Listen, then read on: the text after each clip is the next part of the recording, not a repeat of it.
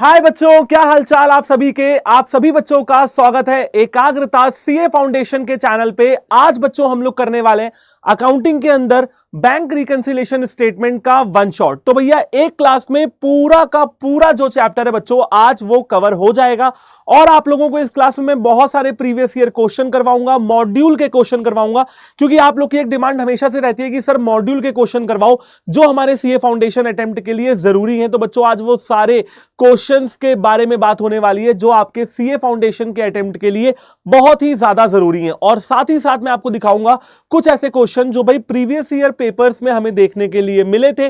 तो कहीं ना कहीं बच्चों आपके अंदर एक कॉन्फिडेंस भी जागृत होगा कि यार हम प्रीवियस ईयर के क्वेश्चन के पेपर के क्वेश्चंस कर पा रहे हैं, तो हम भाई इस साल भी उसको अटेम्प्ट कर लेंगे। इस अटेम्प्ट में भी जो क्वेश्चन आएंगे हम आराम से उनको कवर कर लेंगे। तो चलो भाई शुरू करते हैं वन शॉट को। तो सीए साहब एक काम करिए, कैलकुलेटर खोल लीजिए, रजिस्टर निकाल लीजिए और मेरे साथ साथ क्वेश्चंस को प्रैक्टिस करना शुरू करेंगे। लेकिन क्वेश्चंस पे जाने से पहले बच्चों आप लोगों को कुछ थ्योरी है जो बैंक रिकंसिलिएशन स्टेटमेंट में मेरे हिसाब से पढ़ लेनी चाहिए। देखो एक बात बताता हूं बेटा, अगर आप प्रीवियस ईयर पेपर्स उठा के देखोगे तो बैंक रिकंसिलिएशन स्टेटमेंट से जब भी क्वेश्चन आया है तो बेटा वो 10 नंबर का आया है, यानी कि आप इस वन शॉट से 10 नंबर गारंटीड लेके जाओगे। और एक चीज बेटा और जो मैंने नोटिस की है, हर पेपर में बीआरएस का क्वेश्चन होता ही होता है और 10 नंबर का होता ही होता है, ठीक है ना। तो इसका मतलब इस वन शॉट को 10 नंबर के लिए ध्यान से पढ़िएगा, आराम से 10 नंबर यहां से आप लेके जाओगे। तो सबसे पहले बेटा कुछ थ्योरी पढ़ेंगे, कुछ बातें करेंगे बीआरएस के बारे में और उसके बाद डायरेक्टली अपने क्वेश्चन पे पहुंचेंगे। तो देखो बच्चों, सबसे पहले बैंक रिकंसिलिएशन स्टेटमेंट क्या होता है वो समझने की कोशिश करो। देखो यार बहुत सिंपल सी बात है, मैं आपको पहले समझाता हूं, फिर जो जो चीजें लिखी हुई है वो एक बार पढ़ा दूंगा। देखो बेटा आपको पता है कि हम बिजनेस करते हैं तो हमारा एक अकाउंटेंट होता है। अब मेरा जो अकाउंटेंट है, मान लो भाई मैं बिजनेस का मालिक हूं, तो जो मेरा अकाउंटेंट होगा वो क्या करेगा, वो मेरे लिए खाते बनाएगा, वो मेरे लिए बुक्स ऑफ अकाउंट को प्रॉपर मेंटेन करेगा, फाइनेंशियल रिकॉर्ड्स को मेंटेन करेगा। मेरे को कोई दिक्कत नहीं, मैं तो भाई बिजनेस चला रहा हूं। तो बेटा जो मेरा अकाउंटेंट है वो मेंटेन करेगा कैश बुक। क्या मेंटेन करेगा? Cash book. और जो मेरे बैंक, अब जहां मैं पैसा रखूंगा उसे क्या कहेंगे? बैंक। और बेटा बैंक अकाउंट आप खुलवाते हो ना तो आपको एक पासबुक मिलती है। तो होगा क्या कि जब भी मैं कोई ट्रांजैक्शन करूंगा तो मेरा अकाउंटेंट उस ट्रांजैक्शन को रिकॉर्ड कर लेगा, ठीक है, और बैंक वाले भी रिकॉर्ड कर लेंगे। लेकिन सर इतना इजी चलता है क्या सब कुछ? नहीं बेटा, कुछ डिफरेंसेस भी बनते हैं। कैसे, मैं बताता हूं आपको। बेटा मान लो मैंने आज आपको चेक काटा, ठीक है, आपको चेक काटा। जैसे ही मैंने आज आपको चेक काटा तो मेरे अकाउंटेंट ने क्या कर दिया, आज उसकी एंट्री कर दी कैश बुक में। लेकिन आप चेक लेके गए 2 दिन बाद, 3 दिन बाद, 4 दिन बाद। अब हुआ क्या? अब हुआ यह कि बेटा आप जब अपने बैंक में वो चेक लगाने गए पेमेंट के लिए 2-3 दिन बाद, तो मेरे पास भी वो 2-3 दिन बाद बैंक के पास आया होगा और बैंक से पैसा कटा होगा। यानी कि 1 हफ्ता लग गया मेरे चेक काटने के बाद मेरे बैंक अकाउंट से पैसा कटने में। मेरे अकाउंटेंट ने तो आज ही एंट्री कर दी थी। मेरे अकाउंटेंट ने क्या किया? आज ही उसकी एंट्री कर दी। बैंक से पैसा कब कटा बेटा? 1 हफ्ते बाद कटा। अब ये जो टाइमिंग का डिफरेंस आ गया ना, उससे मेरे कैश बुक और पासबुक के जो अमाउंट है वो मैच नहीं किए। जब बेटा वो मैच नहीं करेंगे और ऐसे 7-8 ट्रांजैक्शंस हो जाएंगे तो आएगी प्रॉब्लम। कैश बुक और पासबुक मैच होनी चाहिए, जो कि मैच नहीं होगी। तो बच्चों आप लोग को जरूरत पड़ती है बैंक रिकंसिलिएशन स्टेटमेंट बनाने की, यानी कि बीआरएस बनाने की। अब मैं एक बात बताता हूं, बीआरएस क्लास 11th में भी है, और अगर कोई क्लास 11 का बच्चा इस वन शॉट को देख रहा है ना, तो गारंटी के साथ कह सकता हूं कि बहुत अच्छे तरीके से क्लास 11 का बच्चा भी समझ जाएगा। बेटा सीए फाउंडेशन लिखा हुआ है थंबनेल पे और चैनल है सीए फाउंडेशन का। इसका मतलब ये नहीं कि भाई क्लास 11 क्लास 12 का बच्चा यहां से पढ़ाई ना करे। क्लास 11 का बच्चा है, क्लास 11 के टॉपिक देख ले, क्लास 12 का बच्चा है, क्लास 12 के टॉपिक देख ले, ठीक है ना। और सीए फाउंडेशन के बच्चे के लिए तो सभी कुछ जरूरी है। तो चलिए शुरू करेंगे। तो बैंक रिकंसिलिएशन स्टेटमेंट का मतलब समझ में आ गया। क्या करते हैं सर, बैंक की पासबुक और अपनी कैश बुक में अगर कुछ डिफरेंसेस आते हैं तो उनको रिकंसाइल करते हैं, और इसके लिए जो स्टेटमेंट तैयार किया जाता है उसे बीआरएस कहा जाता है, बैंक रिकंसिलिएशन स्टेटमेंट कहा जाता है। पढ़ के देखते हैं क्या लिखा हुआ है। देखो बच्चों, जो बताया वही लिखा हुआ है। The reconciliation will bring out any error. जब आप रिकंसिलिएशन करोगे, जब आप मैच करना शुरू करोगे तो उसमें आपको अपने एरर्स पता लग जाएंगे कि क्या गलतियां हुई हैं। अब देखो जरूरी नहीं है कि गलतियां कैश बुक में ही हुई हो सकता है कि पासबुक में भी गलतियां हुई हो, या पासबुक में कुछ और हुआ हो और कैश बुक में कुछ और हुआ हो, तो दोनों गलतियों का पता आपको आराम से लग जाएगा अगर कैश बुक में कोई गलती कमिट हुई है या पासबुक में कोई गलती कमिट हुई है।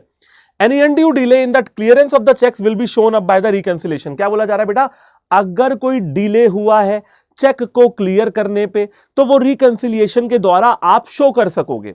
जैसा मैंने आपको एग्जांपल दिया कि मैंने चेक काटा, आपके पास चेक 2-3 दिन बाद पहुंचा, आपने 2-3 दिन बाद लगाया, मेरे खाते से 2-3 दिन बाद पैसा कटा, तो जो इतने दिन का डिफरेंस हो गया, जब आप रिकंसिलिएशन करोगे तो वो आराम से शो हो जाएगा। तो any undue delay in the clearance of the cheque will be shown up by the reconciliation.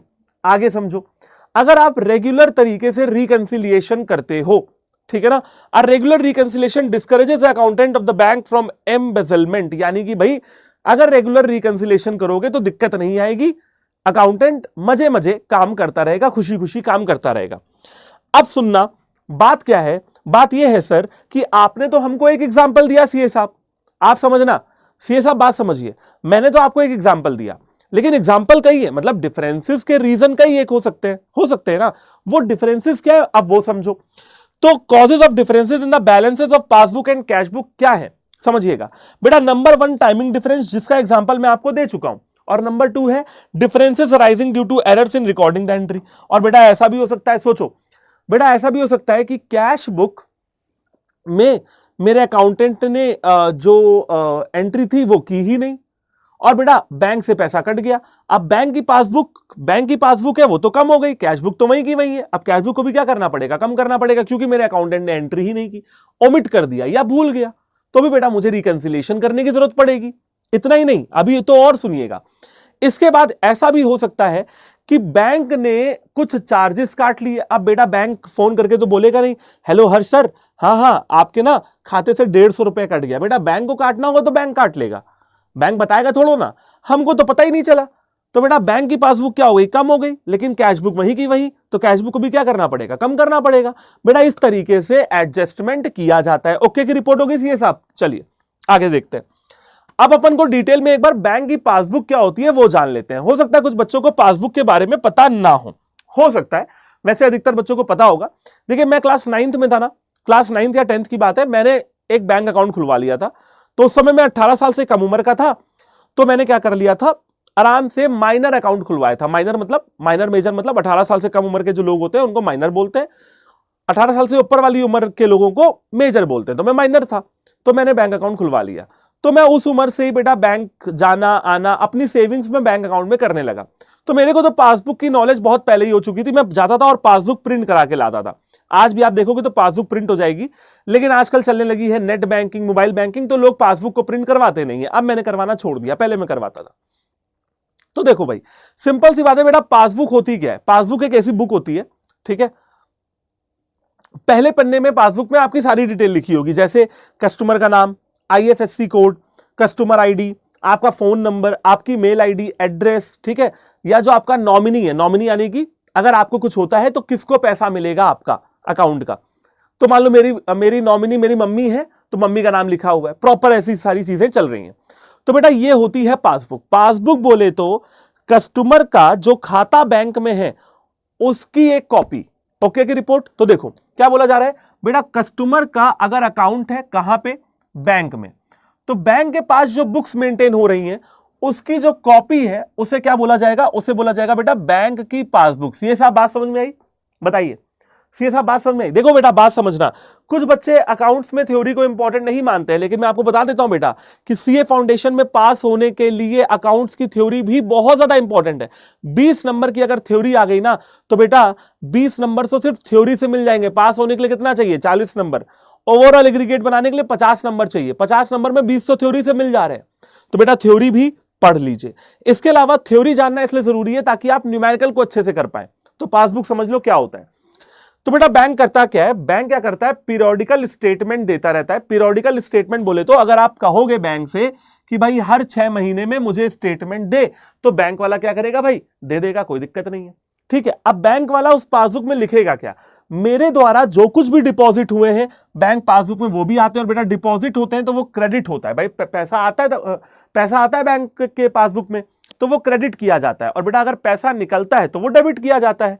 अगर आप बैंक अकाउंट संभालते हैं तो आपके फोन पे मैसेज आता होगा, जैसे आपने सीए फाउंडेशन का रजिस्ट्रेशन करने के लिए इंस्टीट्यूट को 9,000 रुपए दिए, तो आपके फोन पे मैसेज आ जाएगा कि 9,000 रुपीज डेबिटेड, यानी कि पैसा कट गया, और अगर पैसा आया है तो 9,000 रुपीज क्रेडिटेड। तो भाई अगर हमारा जो कस्टमर है वो डिपॉजिट करता है या विड्रॉल करता है एक पर्टिकुलर पीरियड ऑफ टाइम में, तो वो उतनी चीजें बेटा पासबुक में छप जाती हैं। Okay, both represents almost a copy of the ledger account of the customer in the books of bank. बेटा बैंक की किताबों में कस्टमर के लेजर अकाउंट की तरह होता है पासबुक, दस it's the bank way of keeping the customers informed of the entries made in his account. तो बेटा बैंक कैसे बताएगा? भाई देखो, बैंक मान लो 150 रुपए चार्जेस काट रहा है तो फोन तो करेगा नहीं। भाई बैंक के पास अच्छा तरीका क्या है? बैंक बेटा पासबुक मेंटेन करेगा, आपका खाता, आपके खाते में क्या हो रहा है ये पासबुक में आपको दिखाता रहेगा। तो बेटा ये बैंक का तरीका होता है, बैंक का वे होता है to keeping the customers informed, कि भाई कस्टमर्स को इन्फॉर्म्ड रखा जाए कि उनके अकाउंट में क्या चल रहा है। सर अब कस्टमर देखे ही ना तो बेटा वो कस्टमर की गलती, सीए साहब समझ रहे हैं, वो कस्टमर की गलती। अब मैंने नहीं चेक किया बहुत दिन से तो मेरी गलती है, मैं अब उसमें बैंक क्या करेगा? बैंक ने अपना काम कर दिया। तो बेटा ये क्या कहा जा रहा है? ये कस्टमर की ड्यूटी है भैया जी, सीए साहब बात समझ रहे हैं, ये कस्टमर की ड्यूटी है कि वो इन्फॉर्म करे अगर कोई एरर आया है पासबुक में। तो किसको इन्फॉर्म करे भाई? बैंक वालों को इमीडिएटली इन्फॉर्म करे, तुरंत जाके बैंक वालों को इन्फॉर्म करे अगर कुछ एरर बनता हुआ दिख रहा है। तो आजकल जैसा कि मैंने आपको बताया कि आप बैंक स्टेटमेंट को ऑनलाइन किसी भी समय एक्सेस कर सकते हैं। जैसे बेटा मेरा फोन है, मेरे फोन में मेरा इंटरनेट मोबाइल बैंकिंग है, तो मोबाइल बैंकिंग में मैं जा सकता हूं और जितने दिन का स्टेटमेंट मुझे चाहिए, सच बता रहा हूं, आप भी डाउनलोड करके रख सकते हो। आपका मान लो एसबीआई का है तो आप एसबीआई का नेट बैंकिंग डाउनलोड कर लो, सॉरी मोबाइल बैंकिंग डाउनलोड कर लो और उसमें अपना डेबिट कार्ड नंबर से आप रजिस्टर करा दो, जैसे आप यूपीआई रजिस्टर कराते हो, चलने लगेगा बेटा जी। और आप स्टेटमेंट डाउनलोड कर सकते हो, 2 साल का, 3 साल का, 6 महीने का, 2 दिन का स्टेटमेंट वहां पे डाउनलोड हो जाएगा आपके फोन में, आप जाके चेक कर सकते हो। तो यही बोला जा रहा है बेटा, आजकल जो कस्टमर है वो इजीली अपने बैंक स्टेटमेंट को ऑनलाइन किसी भी समय एक्सेस कर सकते हैं, बैंक जाने की जरूरत नहीं है, थ्रू नेट बैंकिंग और मोबाइल बैंकिंग। ओके की रिपोर्ट सर, आगे देखते हैं। सर बैंक पासबुक क्या होती है समझ में आ गया, बैंक की कैशबुक क्या होती है समझ में आ गया। कैशबुक क्या होती है बताओ, क्या होती है बेटा? कैशबुक आपको जस्ट अभी कुछ दिन पहले पढ़ाया था, वन शॉट, जस्ट इससे पहले वाला जो वन शॉट है वो कैशबुक का है और उसके पहले फाइनल अकाउंट्स। बेटा इसी स्ट्रेटजी से मैं वन शॉट रिकॉर्ड कर रहा हूं आपके लिए, समझ रहे हो ना आप? पहले मैंने बेसिक्स पढ़ाए, journal entry, ledger, trial balance, then फिर फाइनल अकाउंट्स, देन फिर कैशबुक और देन फिर मैं आपको पढ़ा रहा हूं बीआरएस। तो मेरी जो स्ट्रेटजी है आपको वन शॉट देने की वो कुछ इस तरीके से चल रही है, ठीक है ना, ताकि आपको बेसिक टू कॉम्प्लेक्स सारी चीजें समझ में आए। तो कैशबुक आपको मैं बेटा बता चुका हूं, कैशबुक के बारे में जो बच्चे नहीं जानते हैं वो जाके वन शॉट को देख सकते हैं। बीआरएस पढ़ते समय कैशबुक और पासबुक की नॉलेज होनी चाहिए, पासबुक बता दी, कैशबुक का वन शॉट ऑलरेडी पढ़ा चुका हूं। अब समझते हैं भाई बैंक रिकंसिलिएशन स्टेटमेंट क्या होता है। तो जैसा कि मैंने आपको बोला, रिकंसाइल करने का मतलब होता है टू आइडेंटिफाई और टू फाइंड आउट। क्या आइडेंटिफाई करना है, क्या फाइंड आउट करना है? The difference between two different sources and eliminating that difference. क्या बोला जा रहा है बेटा? बैंक की पासबुक में और बैंक की कैशबुक में जो कुछ भी डिफरेंस आ रहा हो उसको तुरंत पहचान के एलिमिनेट कर दो, ठीक है। अब सुनो बेटा, जब भी हम कुछ रिकॉर्ड करते हैं ना, अब जो लिखा हुआ है वो छोड़ो, जो मैं बोल रहा हूं वो सुनो। देखो, जब भी हम कुछ डिपॉजिट करते हैं, आप समझना, जब भी हम कुछ डिपॉजिट करते हैं, मान लो मैंने बैंक में पैसा डाला, तो मैंने कहां पे पैसा डाला भाई? मैंने तो सर बैंक में पैसा डाला। तो ये है बैंक और ये है कैश, ठीक है। तो मैंने बैंक में पैसा डाला तो कैश गया, ठीक है, कैश गया। तो बेटा कैश कम हो गया और बैंक का अमाउंट बढ़ गया। आप देख रहे हो क्या हुआ? 2 अकाउंट्स यहां पे इफेक्ट हुए।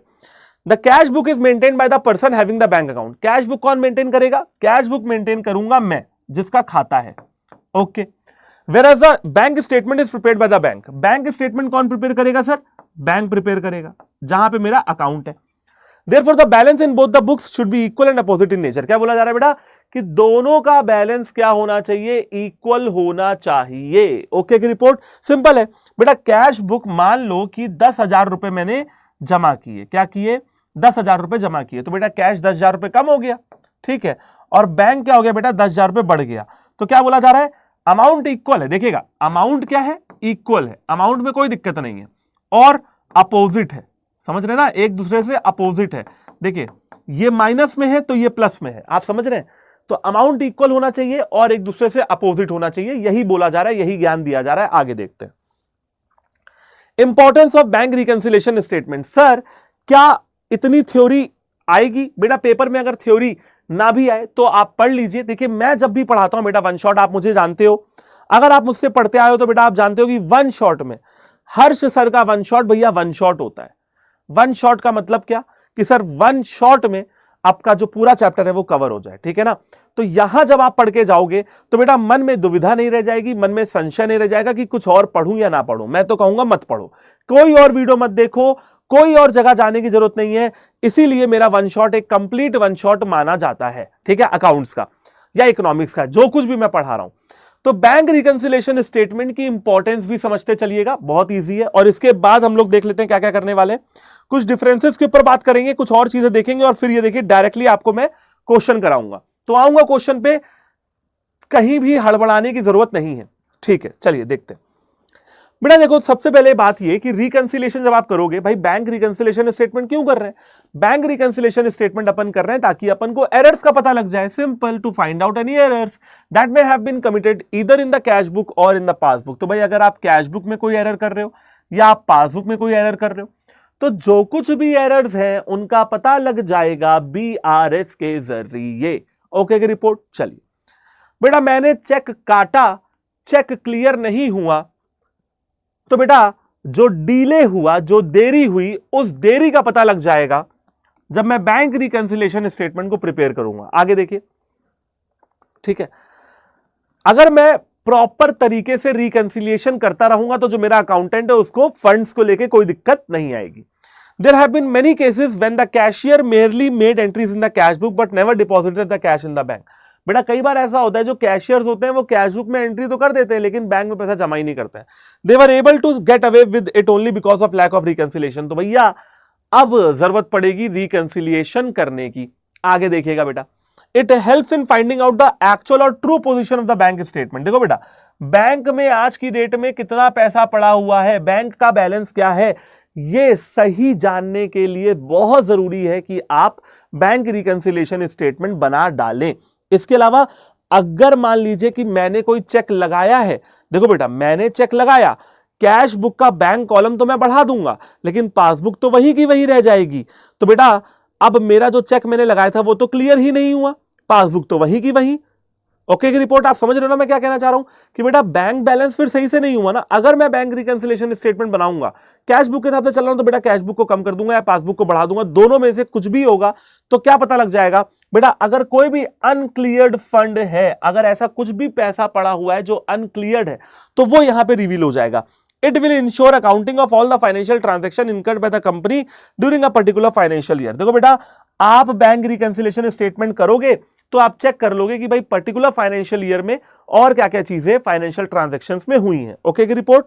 चलिए सर अब जल्दी से देख लेते हैं कि क्या है कॉजेस डिफरेंसेस के। बोले तो डिफरेंसेस आते क्यों है ना। मैंने आप लोग को कुछ एग्जांपल्स दिए तो अभी तक मोटा मोटा आप समझ गए होंगे, लेकिन अब लिखा पढ़ी की बात करते हैं कि एक्चुअल कॉजेस जो है बेटा वो डिफरेंसेस के क्या क्या है। नंबर एक जो मैंने आपको सबसे पहला एग्जांपल दिया टाइमिंग का। समटाइम्स बेटा कई बार ऐसा होता है कि जो ट्रांजैक्शंस है वो रिकॉर्ड किए जाते हैं कैश बुक में और पासबुक में अलग अलग टाइम में। जैसा कि एग्जांपल दिया मैंने, मेरे अकाउंटेंट ने मेरे चेक काटते ही कैश बुक में एंट्री कर दी लेकिन पासबुक तो वही की वही। मेरे अकाउंटेंट ने चेक काटते ही कैश बुक की एंट्री कर दी तो कैश बुक को माइनस कर दिया, पासबुक वही की वही है। ये क्यों हुआ? क्योंकि टाइमिंग का डिफरेंस था। ठीक है, ओके की रिपोर्ट। चलिए देखते हैं, एक एग्जांपल लेते हैं। देखिए mister A has issued a cheque to PQR। तो मिस्टर ए मैं हूं, PQR तुम हो, मैंने तुमको एक चेक इशू किया। अब ये जो बेटा बात है ये कैश बुक में तो तुरंत रिकॉर्ड हो जाएगी क्योंकि मिस्टर ए ने चेक इशू किया, तो कैश बुक में इसको तुरंत क्या कर लिया जाएगा प्यारे बच्चे, रिकॉर्ड कर लिया जाएगा। But the bank will recognize this transaction only when the same cheque will be represented to it by PQR limited. लेकिन बेटा मेरे बैंक से पैसा कब कटेगा? जब तुम यानी कि PQR लिमिटेड जाओगे अपने बैंक में और मेरा चेक लगाओगे। समझ रहे हो? तो मैं तो तुरंत एंट्री कर दूंगा, कैश बुक को माइनस कर दूंगा, लेकिन पासबुक तो वही की वही रह जाएगी। ओके की रिपोर्ट। आगे देखिए, PQR limited entry in the cash book will be made immediately. अब देखो बेटा, समझना बात को, जैसे ही तुम्हें चेक मिला, PQR को चेक मिला, तुमने कहा हाँ चेक मिल गया, तो जो तुम्हारा अकाउंटेंट है सीए साहब, जो तुम्हारा अकाउंटेंट है सीए साहब, वो क्या करेगा? वो तुरंत पासबुक को बढ़ा देगा। चेक मिलते ही मजा आ गई सर, चेक मिल गया सर, तुरंत बढ़ा देगा, है ना? या कह सकते हो कि सॉरी, पासबुक को क्या ही बढ़ाएगा, कैश बुक के बैंक कॉलम को तुरंत बढ़ा देगा। लेकिन भाई बैंक में तो पैसा आया ही नहीं। PQR लिमिटेड ने चेक दिया था फ्राइडे को, सैटरडे संडे बैंक बंद था, 2-3 दिन लग गए। अकाउंटेंट ने क्या किया, तुरंत कैश बुक के बैंक कॉलम को बढ़ा दिया, पासबुक तो वही की वही, क्योंकि सैटरडे संडे पड़ गया। अब क्या हो गया ना डिफरेंस, ये साहब बताइए। तो बेटा PQR limited entry in the cash book will be made immediately. अब जो आपका अकाउंटेंट होगा वो अपनी कैश बुक में एंट्री तुरंत कर देगा, as the cheque is received, जैसे ही तुम्हें चेक मिलेगा मुझसे, but the bank account will be credited when it collects money in respect of that cheque. लेकिन बेटा बैंक का अकाउंट क्रेडिट कब होगा? जब आपके अकाउंट में वाकई में पैसा आएगा। तो आप समझ रहे हो ना, डिफरेंसेस हो गए, और इसलिए रिकंसिलेशन करना बहुत जरूरी है। नेक्स्ट देखिएगा बेटा, ट्रांजैक्शन जैसे कि सर बेटा बहुत सारे ट्रांजैक्शन होते हैं जो बैंक कर लेता है। बैंक बड़ा ढीठ है हमारा, बैंक सर जी, अरे जाइए, ठीक है। बैंक वाले क्या करेंगे भैया, बैंक वालों से अगर तुमने कह दिया डेबिट कार्ड चाहिए था, पैसा पैसा पैसा पैसा, बैंक वाले क्या कहेंगे, भैया साल का मैं लेता हूं, क्या पैसा चार्जेस कटेंगे, तुमको बताऊंगा भी नहीं कब कटेंगे। मुझे आज तक नहीं पता चलता बेटा, मुझे आज तक नहीं पता चलता कि भाई मेरे डेबिट कार्ड में 200 रुपए मान लो कट रहे हैं, तो वो कब कटने वाले हैं, ना मुझे ना याद है ना मुझे पता चलता है। कभी क्वार्टरली काटते हैं, कभी हाफ ईयरली काटते हैं, कभी एनुअली काटते हैं, मेरी समझ से परे क्या चक्कर है। अब जाऊं मैं या तो 100-150 रुपए के लिए मैं जाऊं, पूरी उनकी मैनुअल पढ़ूं कि भैया कब काटते हैं। इंटरेस्ट कभी भी दे देते हैं, आई डोंट नो कब एक्चुअल में मेरा इंटरेस्ट आता होगा सेविंग अकाउंट पे, ठीक है ना। तो बैंक वाले क्या करते हैं बेटा, इंटीमेट किए बिना, विदाउट इंटीमेटिंग का मतलब बेटा जानकारी देना। तो बैंक वाले हमको इंटीमेट तो करते नहीं है, कस्टमर को इंटीमेट तो करते नहीं है, वहां पे भी भैया जी प्रॉब्लम आ जाती है। अब एग्जांपल देता हूं, देखो मेरा सेविंग बैंक अकाउंट है, मतलब मेरे पास खाता है। अब खाते में क्या है बेटा, इंटरेस्ट जो है आया मेरे पास, तो मुझे पता ही नहीं चला कि इंटरेस्ट आया। और वाकई में बेटा ये सच बता रहा हूं, मुझे नहीं पता चलता, ठीक है। क्यों? मेरा एक पुराना सिम है, उसमें रिचार्ज किया नहीं है मैंने, मुझे पता ही नहीं चलता, मैसेज आता नहीं है। अब जब मैं चेक करता हूं 150 रुपए बढ़ते हैं, तब मुझे ध्यान आता है, अच्छा ये तो इंटरेस्ट आया था। तो बेटा हुआ क्या कि वही मैंने एग्जांपल में लिखा हुआ है बेटा, यहां पे सेविंग बैंक अकाउंट में मेरे पास एक इंटरेस्ट आया, ठीक है। इंटरेस्ट बैंक ने तुरंत क्या कर दिया, क्रेडिट कर दिया। तो देखिए ये पासबुक, ये कैश बुक, तो इंटरेस्ट आया, ये लो पासबुक तो बढ़ गई, लेकिन कैश बुक तो वहीं की वहीं। कैश बुक तो मुझे कुछ पता ही नहीं, मुझे तो कुछ पता ही नहीं, कस्टमर को कुछ पता ही नहीं, कस्टमर को पता चलेगा बाद में, ठीक है। तो बेटा क्या करना पड़ेगा, कैश बुक को भी बढ़ाना पड़ेगा, क्योंकि इंटरेस्ट आया। अब सोचो पैसा कट गया मान लो चार्जेस से, तो पासबुक तो कम हो गई, कैश बुक वहीं की वहीं, तो कैश बुक को भी क्या करना पड़ेगा, कम करना पड़ेगा। समझ गया ना मोटी मोटी बात, ठीक है।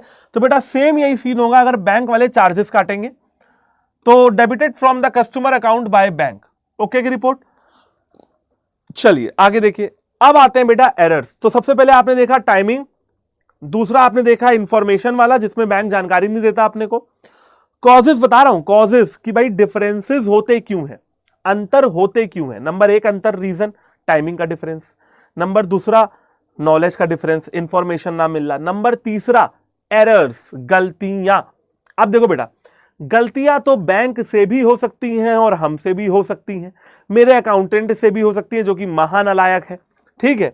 तो मिस्टेक बेटा हो सकती हैं, एरर्स हो सकती हैं जब भी मैं अकाउंट्स बनाऊं, कोई भी अकाउंट्स, या तो बैंक अकाउंट बनाए तो बैंक से भी गलती हो सकती है, और कस्टमर अगर बेटा बनाए तो कस्टमर से भी गलती हो सकती है। और अगर गलती होगी तो दोनों अकाउंट मैच नहीं होंगे। हमें क्या चाहिए, इक्वल और अपोजिट। सर गलती जैसे कि बेटा अभी एक एग्जांपल देता हूं तुमको, एक एग्जांपल देता हूं बेटा। अभी ना मई 2025 की एमटीपी आई थी, मई 2025 की एमटीपी आई थी, मैंने कल ही सॉल्व करवाई है। अगर आपने नहीं किया तो बेटा चैनल पे जाके सर्च कर लेना, मिल जाएगी। इसमें एक क्वेश्चन था कि बैंक ने हमारे खाते में 16 लाख रुपए गलती से क्रेडिट कर दिए थे। 16 लाख रुपए गलती से क्रेडिट कर दिए थे। ये एक ट्रांजैक्शन था, आई गेस ट्रांजैक्शन नंबर 4 था। 16 लाख रुपए बैंक वालों ने हमारे खाते में गलती से क्रेडिट कर दिए, यानी गलती बोले तो एरर। तो बेटा गलती तो भाई बैंक से भी हो सकती है और गलती तो भैया हमसे भी हो सकती है, एरर तो कहीं से भी हो सकता है। फॉर एग्जाम्पल बेटा ओमिशन, मान लो ओमिशन का मतलब भूल गया, कौन? मेरा नलायक अकाउंटेंट। सीए साहब बात समझ रहे हैं? ठीक है, सीए साहब बात समझ रहे हैं ना? मेरा एक अकाउंटेंट था, बहुत नलायक था, बहुत नलायक, भूल जाता था हर बात, तो भूल गया इस बार भी। समझ रहे हैं सीए साहब? अब ये गलती हो गई, अब मुझे रेक्टिफिकेशन करना पड़ेगा, अब मुझे रिकंसिलिएशन करना पड़ेगा। ठीक है ना जी? ओके की रिपोर्ट जी? चलिए जी, तो अब आगे बढ़ते हैं बेटा। ये तो हो गए एरर्स। अब बेटा वो सिचुएशंस देख लेते हैं कि क्या चीजें चलेंगी। देखो बेटा, अब मैं आपको कुछ सिचुएशंस बताऊंगा। एक बार बताता हूं बेटा, यहां इस पेज से न्यूमेरिकल चालू हो गया। अब ये जितना भी ज्ञान दे रहा हूं ना, ये आपके न्यूमेरिकल के लिए दे रहा हूं। मतलब ये अब जो ज्ञान लोगे, ये न्यूमेरिकल को सॉल्व करने में आपकी मदद करेगा। वैसे न्यूमेरिकल को सॉल्व करने का सबसे आसान तरीका हर्ष सर बताएंगे तुमको आज की डेट में, इसी वन शॉट में। रुके रहना, क्वेश्चन करते करते सीख जाओगे। अलग से कुछ नहीं, क्वेश्चन कराऊंगा, सीख जाऊंगा। जो मेरा तरीका है ऊपर नीचे करने वाला, वो तुम भी कर लेना। देखो भाई क्या बोला जा रहा है सर जी? बोला ये जा रहा है, मान लेते हैं कि बैंक बैलेंस एज पर कैश बुक। अच्छा बेटा एक बात बताइए, कैश बुक के कैश से अपने को क्या मतलब? अपने को तो मतलब है कैश बुक के बैंक कॉलम से और पासबुक से। ओके, तो बेटा मान लीजिए कि जब कैश बुक पासबुक से ज्यादा है, मतलब अमाउंट में, और मान लीजिए कि भाई जब पासबुक कैश बुक से ज्यादा है। समझ रहे हो? तो चलिए दोनों चीजें पढ़ लेते हैं। नंबर 1, तो कैश बुक ज्यादा कब होगी सर? कैश बुक ज्यादा कब होगी? यानी कि ये पासबुक, ये कैश बुक ज्यादा है। तो कैश बुक ज्यादा कब होगी सर? जब check deposited with the bank but not cleared. ठीक है, तो बेटा देखो, पासबुक कैश बुक, मैंने चेक बैंक में डिपॉजिट किया, तो बेटा जैसे ही मैंने चेक बैंक में डिपॉजिट किया, मैंने तो कैश बुक को बढ़ा दिया, कैश बुक के बैंक कॉलम को प्लस कर दिया, डिपॉजिट किया, पैसा आएगा तो बढ़ गया। लेकिन बैंक ने तो क्लियर ही नहीं किया, बैंक तो वहीं का वहीं, पासबुक तो वहीं का वहीं। समझ रहे हो ना? तो देखो क्या हो गया, कैश बुक ऊपर पहुंच गया ना, और वही पढ़ा रहे हैं, cash book is more than passbook. ये देखो कैश बुक ज्यादा, पासबुक कम। ओके, पहला। दूसरा देखिए, interest and expenses charge by the bank. अब देखो दोनों बराबर थे, अभी ये देखिए दोनों बराबर है। मेरे बैंक ने मुझसे बिना बताए इंटरेस्ट चार्ज कर लिया, काट लिया, पासबुक अपने आप कम हो गई, कैश बुक वहीं की वहीं। लेकिन अगर सीरियस इफेक्ट देखें तो कैश बुक तो ज्यादा है, पासबुक कम है।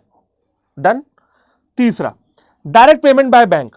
बैंक ने मेरे कहने पे डायरेक्ट पेमेंट कर दी, दोनों बराबर है, पेमेंट कर दी, पासबुक माइनस में चली गई। ये देखो कैश बुक दोबारा अपने आप ऊपर आ गई, तो कैश बुक अभी भी ज्यादा है पासबुक से। ये देखो आ गया ना। Number 4, dishonour of a bill discounted with the bank.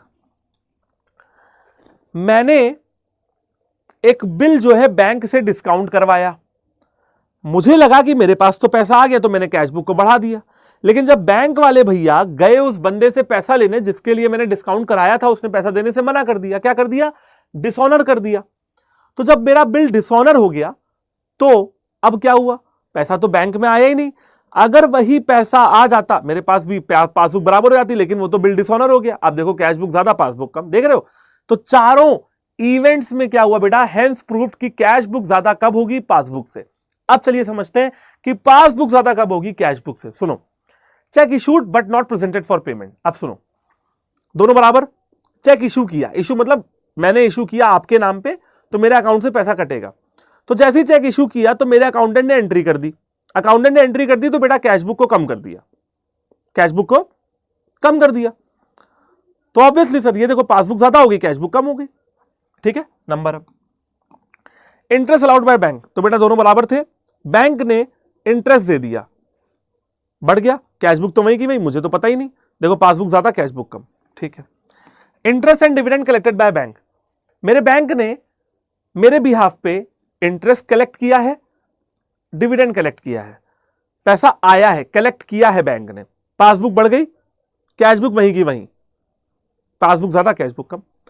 Direct payment into the bank by customer, passbook cash book, मेरे बैंक अकाउंट में किसी भगवान के आदमी ने, किसी कस्टमर ने मुझे बिना बताए पैसा डाल दिया, बिना बताए पैसा डाल दिया, तो बेटा मुझे तो पता ही नहीं चला। अब मुझे अगर पता नहीं चला तो लेकिन पासबुक तो बढ़ गई ना, क्योंकि मेरा खाता बढ़ गया। कैशबुक वही की वही, ये देखिए पासबुक ज्यादा कैशबुक कम, वही तो पढ़ रहे हैं हम लोग, पासबुक ज्यादा cashbook come. Number 5, bill collected by the bank on behalf of the customer. मेरे बिहाफ पे बिल का पैसा आ गया। यहां पे बिल का पैसा क्या हो गया, डिसऑनर हो गया। यहां पे क्या हुआ बेटा, बिल का पैसा आ गया। तो देखिए पासबुक कैशबुक बराबर, बिल का पैसा आया बढ़ गया, पासबुक कैशबुक वहीं का वहीं, तो पासबुक ज्यादा कैशबुक कम। ये देखिए, ठीक है बेटा, समझ गया ना मोटी मोटी बात। ओके की रिपोर्ट हो गई ना। चलो चलिए कुछ और चीजें बेटा देख लेते हैं, उसके बाद सीधे अपने क्वेश्चन पे आएंगे। ये देखिए क्वेश्चन आपका शुरू कर रहे हैं, है ना, ज्यादा आपको डिटेल में नहीं ले जाएंगे, क्योंकि इतनी ही चीजें बेटा मैं गारंटी देता हूं क्वेश्चन करने के लिए ना बेटा जी, क्वेश्चन करने के लिए बेटा इतनी चीजें बहुत है, बहुत है। प्यार मोहब्बत से बीआरएस का सवाल करवाऊंगा, मजा आ जाएगी, कहोगे कि सर क्या ही करवा डाला, मतलब 10 नंबर तो फ्री के मिल रहे हैं मुझे सीए फाउंडेशन के एग्जाम में, जरूरत है बेटा बैठ के बस पढ़ने की। तो ध्यान से सुनना बेटा। सबसे पहले आते हैं बेटा ट्रांजैक्शन पे। किस पे, ट्रांजैक्शन पे। सुनो, payment done by the account holder through issuing a cheque. बेटा मैंने पेमेंट करी, किसी को की होगी, एक चेक काट के, क्या करके, चेक काट के। ठीक है, तो मैंने भैया मैं इस पे लिख दे रहा हूं, पेमेंट करी एक चेक को काट के। तो बेटा जब मैंने चेक काटा होगा तभी मेरे अकाउंटेंट ने कैश बुक में एंट्री कर दी होगी। तो एंट्री कब हुई कैश बुक में, at the time of the issuing the cheque, time of recording in cash book. Okay, इतना सर डन। चलो सर पासबुक में एंट्री कब हुई होगी। अब मान लो मैंने चेक काटा तुम्हारे नाम पे, जब तुम गए होगे बैंक के पास पैसा लेने के लिए तब एंट्री होगी, बिल्कुल। तो बेटा पासबुक में एंट्री कब होगी, जब टाइम आएगा presentation of the cheque to the bank for payment और क्लियरिंग ऑफ फंड्स। तो जब तुमने वो चेक लगाया होगा, मेरे बैंक से पैसा कटा होगा, तब बैंक वाले एंट्री करेंगे। ठीक है, चलिए। Number 2, receipt by the account holder through a cheque. मेरे अकाउंट में पैसा आया, मेरे अकाउंट में पैसा आया, तो भाई मेरे अकाउंट में पैसा तब आएगा, ठीक है, जब कोई मुझे चेक देगा तो मैं चेक लगाऊंगा तो पैसा आएगा। चलिए जानते हैं कि कैश बुक में इसकी एंट्री कब होगी। देखिएगा, at the time of depositing the cheque into the bank. देखो बेटा, तो मेरे पास आपका चेक आया, मुझे पैसे मिलने थे, जब चेक आया तो मैं एंट्री कर दूंगा। लेकिन सर बैंक में एंट्री कब होगी, बेटा बैंक में तब एंट्री होगी जब एक्चुअली में पैसा आ जाएगा, जब एक्चुअली में पैसा आ जाएगा। कलेक्शन ऑफ द अमाउंट यहां पे है जब चेक आएगा, और यहां पे है जब पैसा आएगा, तो चेक और पैसा। Number 3, collection of the bills cheque directly on behalf of the account holder. बेटा मेरे बिहाफ पे मेरे बैंक ने बिल्स का पैसा लिया है, बिल्स का पैसा लिया है। ठीक है, तो बिल्स या चेक का पैसा मेरे बैंक ने मेरे बिहाफ पे लिया है। कैश बुक में एंट्री कब होगी, जब मुझे पता लगेगा सर, जब मुझे पता लगेगा। अब मेरे बिहाफ पे लिया है ना, तो मुझे पता तो लगा नहीं, तो जब मैं पता लगेगा, है ना, जब मुझे पता लगेगा कम्स इनटू नोटिस तो मैं डाल लूंगा। ठीक है सर, पासबुक में एंट्री कब होगी, भाई बैंक वाले ने तो डाला है तो वो तो तुरंत कर देगा, जब अमाउंट कलेक्ट हुआ होगा बैंक के द्वारा तो वो कर देगा। आगे देखिए, direct payment to the third party on behalf of the account holder. मेरे अकाउंट से किसी और को पेमेंट हो गई, किसी और को मुझे बिना बताए, ऐसा हो सकता है सर, बिल्कुल हो सकता है बेटा। अगर आप आज की डेट में मैंडेट बोलते हैं, क्या बोलते हैं, मैंडेट। मान लो बेटा मैंने किसी चीज का मैंडेट लगा रखा है, तो जैसे मान लो इंश्योरेंस करवा रखा है मैंने, और इंश्योरेंस का पैसा हर महीने की 10 तारीख को मेरा कटेगा, तो बेटा बार बार बैंक वाले मुझे बताएंगे नहीं कि कटेगा, वो हर महीने कट ही जाएगा।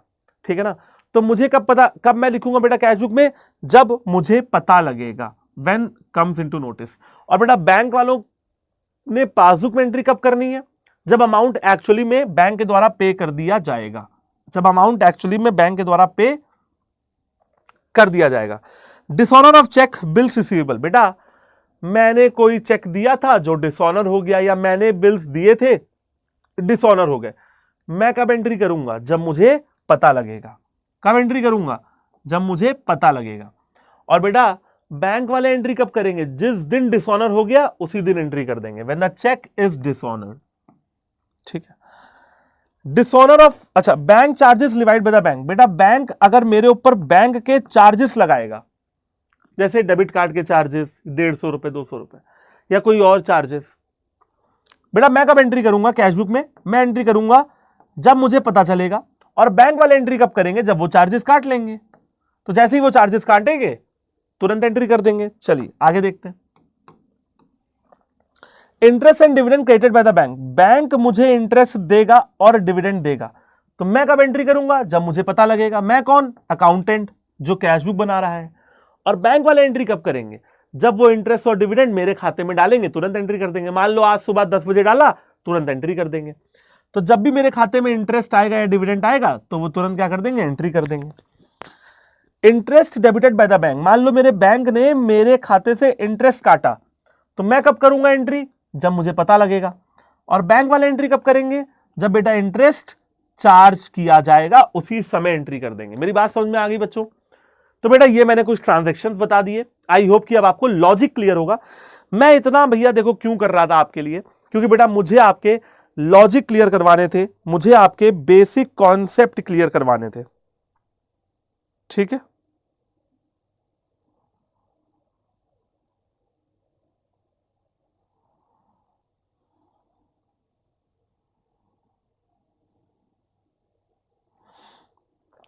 चलिए ओके जी।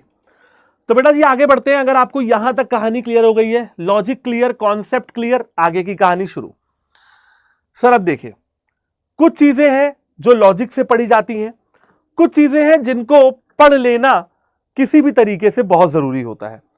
तो लॉजिक भी बताएंगे और यह भी कहेंगे कि अगर लॉजिक नहीं भी समझ में आ रहा तो बस पढ़ लो। क्या है? सुनना। जब भी बेटा आपको क्वेश्चन दिया रहेगा ना, तो क्वेश्चन की पहली लाइन दी रहेगी debit balance as per the cash book, credit balance as per the cash book, debit balance as per the passbook और credit balance as per the passbook, ऐसा दिया रहेगा। तो देखो बहुत सिंपल सी बात बताता हूं बेटा, अगर कैश बुक का डेबिट बैलेंस है, कैश बुक का डेबिट बैलेंस है, इसका मतलब ये कि बेटा आपने पैसा कम खर्चा किया, कैश आया ज्यादा, यानी कि कैश गया कम और आया ज्यादा। इसका मतलब है बेटा वो होता है फेवरेबल बैलेंस। कौन सा बैलेंस? सर उसे कहते हैं फेवरेबल बैलेंस। इसीलिए आप हमेशा उसको प्लस के कॉलम में लिखना, दैट्स ऑल। इसका जस्ट उल्टा है, अगर कैश बुक का क्रेडिट बैलेंस दिया हुआ है, इसका मतलब आपने कमाया कम है और खर्चा ज्यादा किया है। इन दैट केस ये बेटा अनफेवरेबल बैलेंस होगा, अनफेवरेबल बैलेंस होगा, यानी कि माइनस होगा। तो याद करने का तरीका बताता हूं। अगर डेबिट प्लस है कैश बुक का, तो बेटा पासबुक का डेबिट माइनस है। उल्टा है, कैश बुक का क्रेडिट अगर माइनस है तो पासबुक का क्रेडिट प्लस है। डन। अब देखो पासबुक का credit balance, credit balance passbook का मतलब बेटा पैसा ज्यादा आया है, खर्चा कम हुआ है, सिंपल। तो ये क्या हो जाएगा? फेवरेबल। और बेटा अगर पासबुक का डेबिट बैलेंस है तो वो हमेशा यानी कि पैसा कटा ज्यादा है, तो कटा है तो यानी कि बेटा अनफेवरेबल। तो ये हो जाएंगी चार चीजें। क्या हो जाएंगी? ये हो जाएंगी चार चीजें जो आप लोगों को समझनी है तो समझ लीजिए, लॉजिक लगाना है तो लगा लीजिए। अगर लॉजिक मैं आपको देता हूं तो बेटा वही फोन के एसएमएस का लॉजिक लीजिए। आपके अकाउंट से पैसा कटता है तो मैसेज क्या आता है? Dear Harsh, your account this debited by 9,000 rupees, ऐसा मैसेज आता है। तो डेबिट यानी कि पैसा कटना यानी कि माइनस, क्रेडिट यानी कि पैसा आना यानी कि प्लस। अब देखो पासबुक का क्रेडिट बैलेंस अगर प्लस है तो कैश बुक का क्रेडिट बैलेंस माइनस होगा, पासबुक का डेबिट बैलेंस अगर माइनस है तो कैश बुक का डेबिट बैलेंस प्लस होगा। तो इस तरह से आप लॉजिक भी लगा सकते हैं। सर एक और स्टेटमेंट आता है ओवरड्राफ्ट। सर ये ओवरड्राफ्ट क्या होता है? बेटा बहुत सिंपल है, ओवरड्राफ्ट अगर कैश बुक का है निगेटिव बैलेंस होगा और पासबुक का ओवरड्राफ्ट है तो निगेटिव बैलेंस होगा, सिंपल सी बात है। ठीक है जी। चलिए किस तरीके की प्रॉब्लम्स आपको अपने पेपर में देखने के लिए मिल सकती हैं? वैसे बेटा प्रॉब्लम जो पेपर में आती है वो सिंपल आती है, फिर भी बता देता हूं कि क्या क्या आपको देखने के लिए मिल सकता है और आज मैं आपको क्या क्या क्वेश्चन करवाने वाला हूं। देखो अगर आपको डिफरेंस जो भी आ रहा है उसका कॉज पता है तो दो तरीके से, reconciliation without adjusting cash book, reconciliation after adjusting cash book, दो तरीके से क्वेश्चन आ सकता है। अगर आपको कॉजेस डिफरेंस के नहीं पता है तो भी बेटा दो तरीके से खाता बनेगा, एक reconciliation without adjusting cash book, reconciliation after adjusting cash book. समझ गए? तो बेटा दो तरीके से आपको क्वेश्चन प्रेजेंट किया जाएगा, टेंशन मत लो, हर तरीके का सवाल मैं आपको करा दूंगा और प्रीवियस ईयर पेपर में क्या सवाल आए थे वो भी आपको करा दूंगा। तो चलिए शुरू करते हैं अपने क्वेश्चन नंबर 2 से। सर क्वेश्चन नंबर 1 क्यों नहीं करा रहे? क्योंकि बेटा वो उतना मेरे को रिलेवेंट नहीं लगा, ठीक है ना। क्वेश्चन नंबर 2 क्यों करा रहे हो सर? क्योंकि बेटा वो रिलेवेंट है, सिंपल सी बात है, ठीक है सीए साहब। चलिए तो सबसे पहले बेटा हम लोग क्वेश्चन नंबर 2 देखने वाले हैं, ठीक है सीए साहब, शुरू करा जाए। ओके सर ये कौन से क्वेश्चन है बेटा? ये मॉड्यूल के क्वेश्चन है। अपना स्टडी मटेरियल खोलेंगे तो आपको क्वेश्चन नंबर 2 यही मिलेगा। सॉल्व करते हैं। From the following particulars prepare a bank reconciliation statement for Jindal offset limited. Bank reconciliation statement for Jindal offset limited, ठीक है। सबसे पहले फॉर्मेट तैयार है, पहले बता देता हूं बेटा कैसे लिखना है। बैंक रिकंसिलिएशन स्टेटमेंट, ठीक है, ऑफ जिंदल या फॉर जिंदल ऑफसेट लिमिटेड। डेट वेट डालनी हो तो डाल लीजिएगा। बेटा मैं आपको एक चीज और बताता हूं, जब आप अपने स्टडी मटेरियल देखेंगे ना तो वहां दो तरीके से चीजें दी होती हैं। नंबर 1, आपको वहां पे जो फॉर्मेट दिखेगा वो पर्टिकुलर्स, डिटेल्स और अमाउंट का दिखेगा। स्टडी मैट में आपके साथ किया क्या जाता है मैं आपको बताता हूं। जो प्लस के आइटम्स है वो आप डिटेल्स में प्लस में लिखते हो, ऐड करके। स्टडी मैट में ऐसे सॉल्व किया जाता है। स्टडी मैट में कुछ इस तरीके से सॉल्व किया जाता है कि भाई ऐड वाली सारी चीजें यहां आ जाएंगी 1 2 3 4, और माइनस वाली सारी चीजें यहां आ जाएंगी 1 2 3 4। बेटा ये भी बहुत सही है, क्योंकि स्टडी मटेरियल में दिया हुआ है तो गलत कैसे कह सकते हैं। तो डिटेल्स में आप कर देते हैं और फिर फाइनल अमाउंट में फाइनल अमाउंट लिखते हैं। आप चाहो तो ऐसे कर लो, मुझे कोई दिक्कत नहीं है, ठीक है। और आप चाहो तो मेरे तरीके से कर लो। मेरे तरीके में क्या बेटा, मैं ट्रांजैक्शन लिखता हूं और प्लस और माइनस में लिख देता हूं, फिर बाद में उसका डिफरेंस निकाल लेता हूं। दोनों ही तरीके आपके लिए बढ़िया तरीके हैं, कोई टेंशन नहीं है। दोनों तरीके से आप सीख लो, मुझे उसमें भी कोई दिक्कत नहीं है।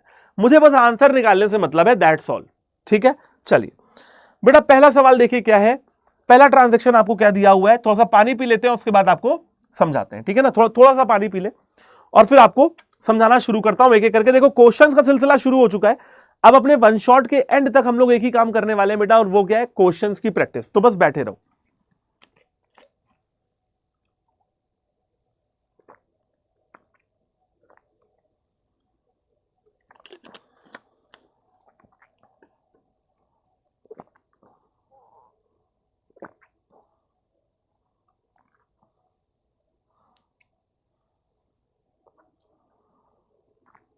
चलिए बच्चों, तो बेटा कह रहे हैं कि बैलेंस है कैश बुक का 2,40,000। कितना? 2,40,000, ठीक है। तो बेटा मैं क्या करता हूं, देखो आपको लिख के भी दिखा देता है। सिंपल आप भी अगर आपको भी ऐसे दे रखा है तो सिंपल लिखिए 1 बैलेंस एज पर कैश बुक, ठीक है। कितना बोला गया आपसे? सर हमसे बोला गया 2,40,000। चलो भाई, cheque issued but not presented in the bank amount to 1,37,000। क्या बोला गया सर? सर बोला यह गया कि कोई चेक था जो मैंने इशू किया। सर जैसे ही मैंने चेक इशू किया होगा तो ये बेटा पासबुक है, देखो मेरा लेफ्ट हैंड मेरा पासबुक, मेरा राइट हैंड मेरा कैश बुक। तो सर ये दोनों बराबर थे। जैसे ही मैंने चेक इशू किया मैंने तुरंत क्या किया सर, जो ये कैश बुक है ना इसको तुरंत माइनस कर दिया। लेकिन बैंक में ये चेक प्रेजेंट ही किए नहीं गए। अमाउंट था 1,37,000, अमाउंट को मारिए गोली, कैश बुक कम हो गई। सर कैश बुक का बैलेंस दे रखा है तो मैं कैश बुक के हिसाब से चलूंगा। मैं क्या करूंगा सर, कैश बुक के हिसाब से चलूंगा। अब मैं कैश बुक को उठा के क्या कर दूंगा, प्लस कर दूंगा, ठीक है ना। तो क्या कर दीजिए, प्लस कर दीजिए, क्योंकि पहले आपने कैश बुक को अन्यथा माइनस कर दिया था, अब आप उसको प्लस कर दीजिए। कितना? 1,37,000, ठीक है। तो बेटा ट्रांजैक्शन क्या लिखेंगे, ट्रांजैक्शन भी सेम लिखिए, check issued but not yet presented, ठीक है। तो दूसरा ट्रांजैक्शन चेक इशूड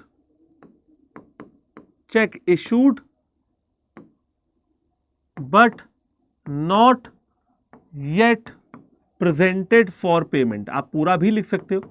कितने का था? 1,36,000, 1,36,000। चलिए, cheque deposited in the bank but not yet cleared amount to 90,000। बेटा मैंने बैंक में चेक को डिपॉजिट किया तो पासबुक कैश बुक। मैंने जैसे ही बैंक को बेटा मैंने जैसे ही चेक को बैंक में डिपॉजिट किया, मैंने क्या किया, तुरंत अपने कैश बुक को बढ़ा लिया। लेकिन बैंक वालों ने मेरा अमाउंट क्लियर ही नहीं किया। तो बेटा क्लियर नहीं किया तो मैं कैश बुक को क्या करूंगा, माइनस कर दूंगा 90,000। तो check deposited but not yet cleared. तो तीसरा क्या हो जाएगा, 90,000 माइनस कर दूंगा, check deposited but not yet cleared, है ना, check deposited but not yet cleared, कहानी खत्म। सर बिल्कुल ठीक बात है ये तो। आगे देखिए, बैंक चार्जेस अमाउंटिंग टू 300। बेटा बैंक ने पासबुक ने 300 रुपए काट लिए, पासबुक कम हो गई।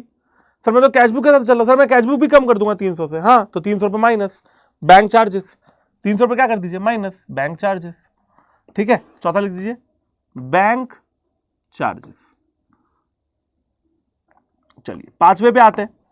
बेटा पांचवा क्या है, interest credited by bank amount to 1250। अब ये पासबुक, ये कैशबुक, तो बेटा इंटरेस्ट क्रेडिट किया बैंक ने 1250 रुपए, तो 1250 इंटरेस्ट आ गया, मेरी कैशबुक वहीं की वहीं, तो मैं भी क्या कर दूंगा 1250 को ऐड कर दूंगा।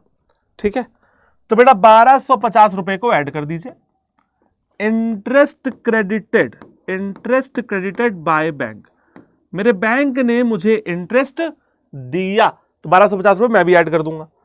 और लास्ट में बोला जा रहा है भाई बैलेंस है पासबुक का इतना, कितना इतना, तो बेटा चलिए जोड़ जाड़ के देख लेते हैं कि क्या बैलेंस एज पर पासबुक 2,86,950 आ रहा है।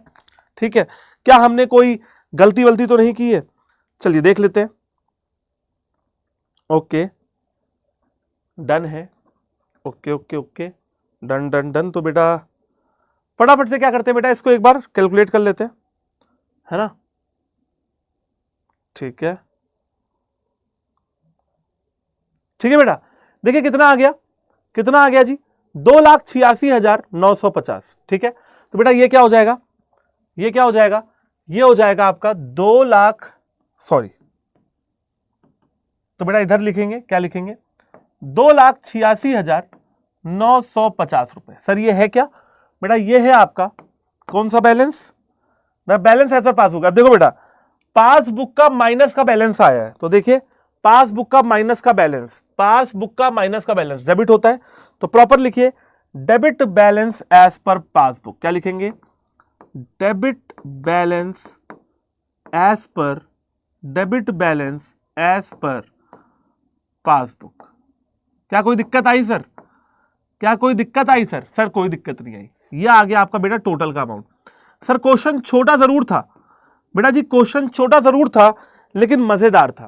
क्वेश्चन छोटा था मैं मानता हूं, इसमें ज्यादा ट्रांजैक्शन नहीं थे मैं मानता हूं, ज्यादा सीखने को नहीं मिला होगा मानता हूं, लेकिन फिर भी बेसिक कॉन्सेप्ट क्लियर हुआ होगा, हुआ ना, कैसे करते हैं ये ऊपर नीचे वाला खेल। चलिए बेटा आप लोगों ने इतना सीखा ना, बहुत सीखा, आपको एक कॉन्फिडेंस का डोज देने के लिए ना मैं आपको सीधे जनवरी के पेपर पे ले चलता हूं। सर क्या हम अभी इस काबिल हो चुके हैं कि हम पेपर लगा लें? अरे बिल्कुल, तुम काहे परेशान हो, बिल्कुल काबिल हो चुके हो, कोई टेंशन मत लेना, ध्यान से सुनना।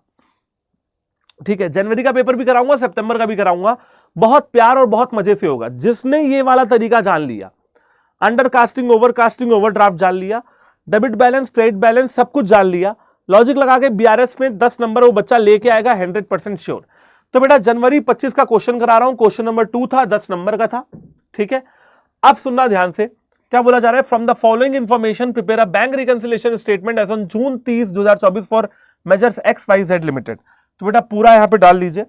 ठीक है, पूरा मैं लिख लेता हूं, क्या लिखूंगा, बैंक रिकंसिलिएशन स्टेटमेंट।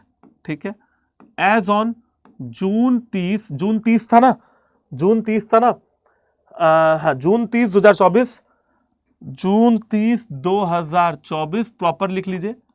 ठीक है, Messrs X Y Z limited proper लिख लिया, फॉर्मेट आपके लिए तैयार खड़ा हुआ है, अब आपको बस क्वेश्चन करना है। चलिए तो बेटा ट्रांजैक्शन लिखते हुए चलेंगे, आगे बढ़ेंगे और क्या क्या करेंगे देखिएगा। The bank column of cash book was overdrawn to the extent of 24,768।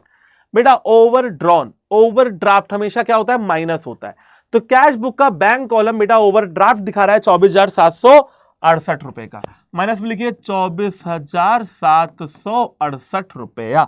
Sir ये ट्रांजैक्शन नंबर 1 था क्या? बिल्कुल 1 था, तो ट्रांजैक्शन नंबर 1 लिखिए। ठीक है, ओवर ड्राफ्ट बैलेंस एज पर कैश बुक। अब बेटा आप जो भी चेंजेस करेंगे वो अपनी कैश बुक में करेंगे, क्योंकि आपका जो क्वेश्चन का आंसर है वो कैश बुक से आप शुरू कर रहे हैं। तो 24,768 बिल्कुल सही है। बैंक चार्जेस, अब सुनो बेटा, यहां से कहानी शुरू होती है, तो लॉजिक देखेगा। मैं अपने हाथ जोड़ लेता हूं आपके लिए। The bank charges amounting to 350, बेटा बैंक ने चार्जेस किए 350, had not been entered in the cash book, cash book में एंट्री नहीं की। बैंक ने चार्जेस किए होंगे तो पासबुक को कम कर दिया होगा। मैं तो वहीं का वहीं खड़ा था, क्योंकि मैंने तो एंट्री नहीं की। अब मैं एंट्री करूंगा तो मैं क्या करूंगा, 350 रुपए मैं भी माइनस कर दूंगा। ठीक है जी, चलिए मैं भी क्या कर दूंगा, माइनस कर दूंगा, है ना। तो दूसरा क्या हो जाएगा, दूसरा क्या हो जाएगा, माइनस हो जाएगा कितना, 350 रुपए। ठीक है, लिख दीजिए bank charges not entered in cash book. Okay की रिपोर्ट। चलिए आगे देखते हैं। चेक अमाउंटिंग टू 88,768, एक चेक था इतने रुपए का, इशूड बिफोर जून 30, जून 30 से पहले इशू किया गया, okay, but not yet presented to the bank.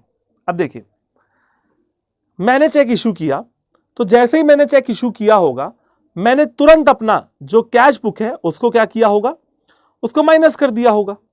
ठीक है, लेकिन वो तो बैंक में गया ही नहीं प्रेजेंट होने के लिए।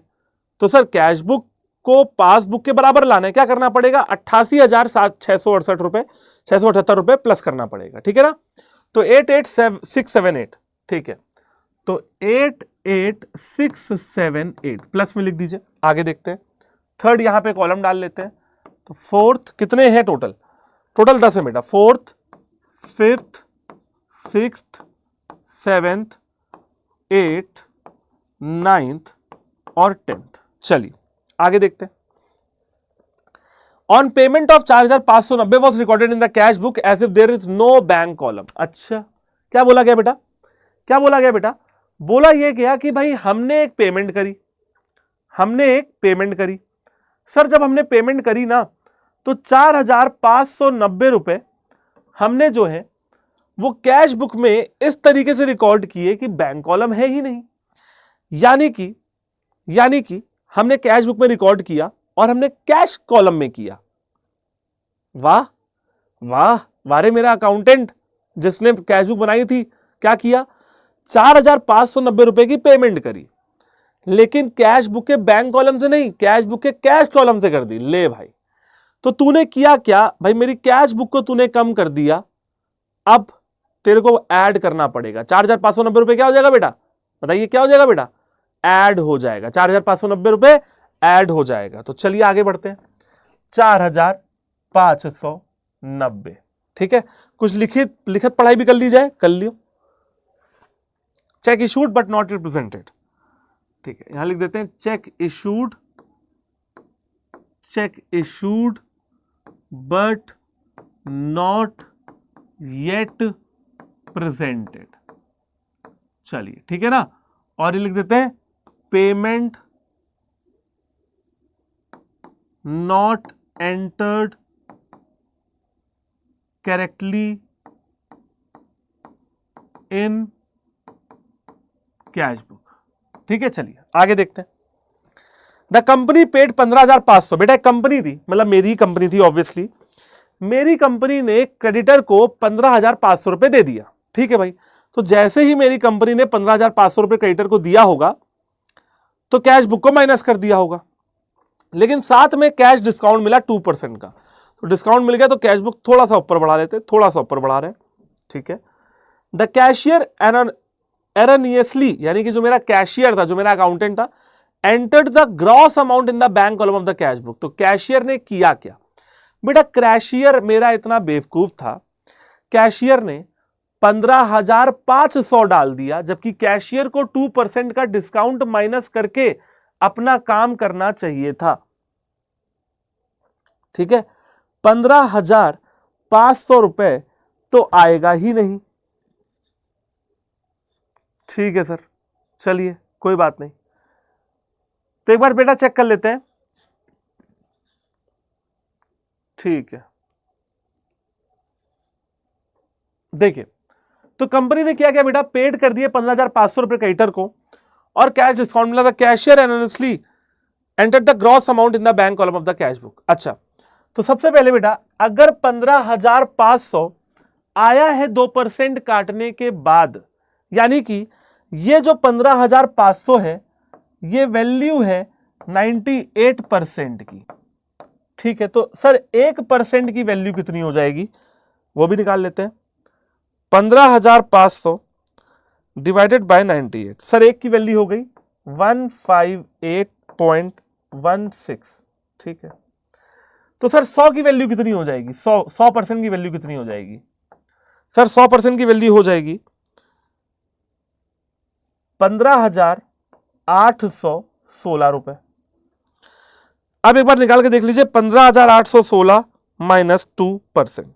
ठीक है भाई, तो 15,816 में से अगर 2% घटाएंगे तो 15,000 कितना आ रहा है, 499, मतलब 400 500 ही आ रहा है, कोई दिक्कत नहीं। इसको 500 ही कर ले बेटा, यानी कि डिस्काउंट से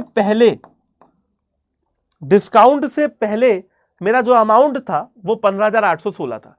कायदे से देखा जाता तो बेटा 15,816 रुपया डालना था, लेकिन मेरे कैशियर ने क्या किया, 15,500 ही डाला। तो चलिए एक बार करके देख लेते हैं। तो हुआ क्या कि भाई सिर्फ और सिर्फ डिस्काउंट की ही तो बात हो रही है, सिर्फ डिस्काउंट गलत किया ना भाई, आप समझना। सर आप सोच रहे होगे कि सर अब हम 15,816 डालेंगे, नहीं बेटा आप समझे नहीं। देखो 15,816 डालना था, 15,500 रुपए डाला, तो कितना नहीं डाला सर, हमने 316 रुपए नहीं डाला, तो डाल दो ना, 316 डाल दो, 316 ही तो डालने के लिए कहा जा रहा है, तो डाल दीजिए, कोई दिक्कत नहीं है। ठीक है, एक बार बैंक कॉलम, अच्छा इसमें बेटा दिखा रहा है 310, चलिए एक बार और कैलकुलेट कर लेते हैं। तो भैया मेरे हिसाब से तो 316 होना चाहिए, है ना, एक मिनट फिर भी देख लेते हैं। 15,500 डिवाइडेड बाय 98%, 816 ही आ रहा है, सही तो है। चलो फिर भी 6 रुपए का मुंह नहीं देखेंगे, एक काम करते हैं, इसको जीरो कर लेते हैं। मान लो ये जो आपका डिस्काउंट है 310 रुपए था, ठीक है। चलो तो 310 रुपए डालना है। अब सुनो हुआ क्या कि भाई 15,810 रुपए डालना था, 15,500 ही डाला, ठीक है, ओके, तो मतलब कम डाला, तो यानी कि भाई 310 रुपए और काट लो, थोड़ा और कम कर लो, थोड़ा और कम कर लो, यानी कि माइनस होगा।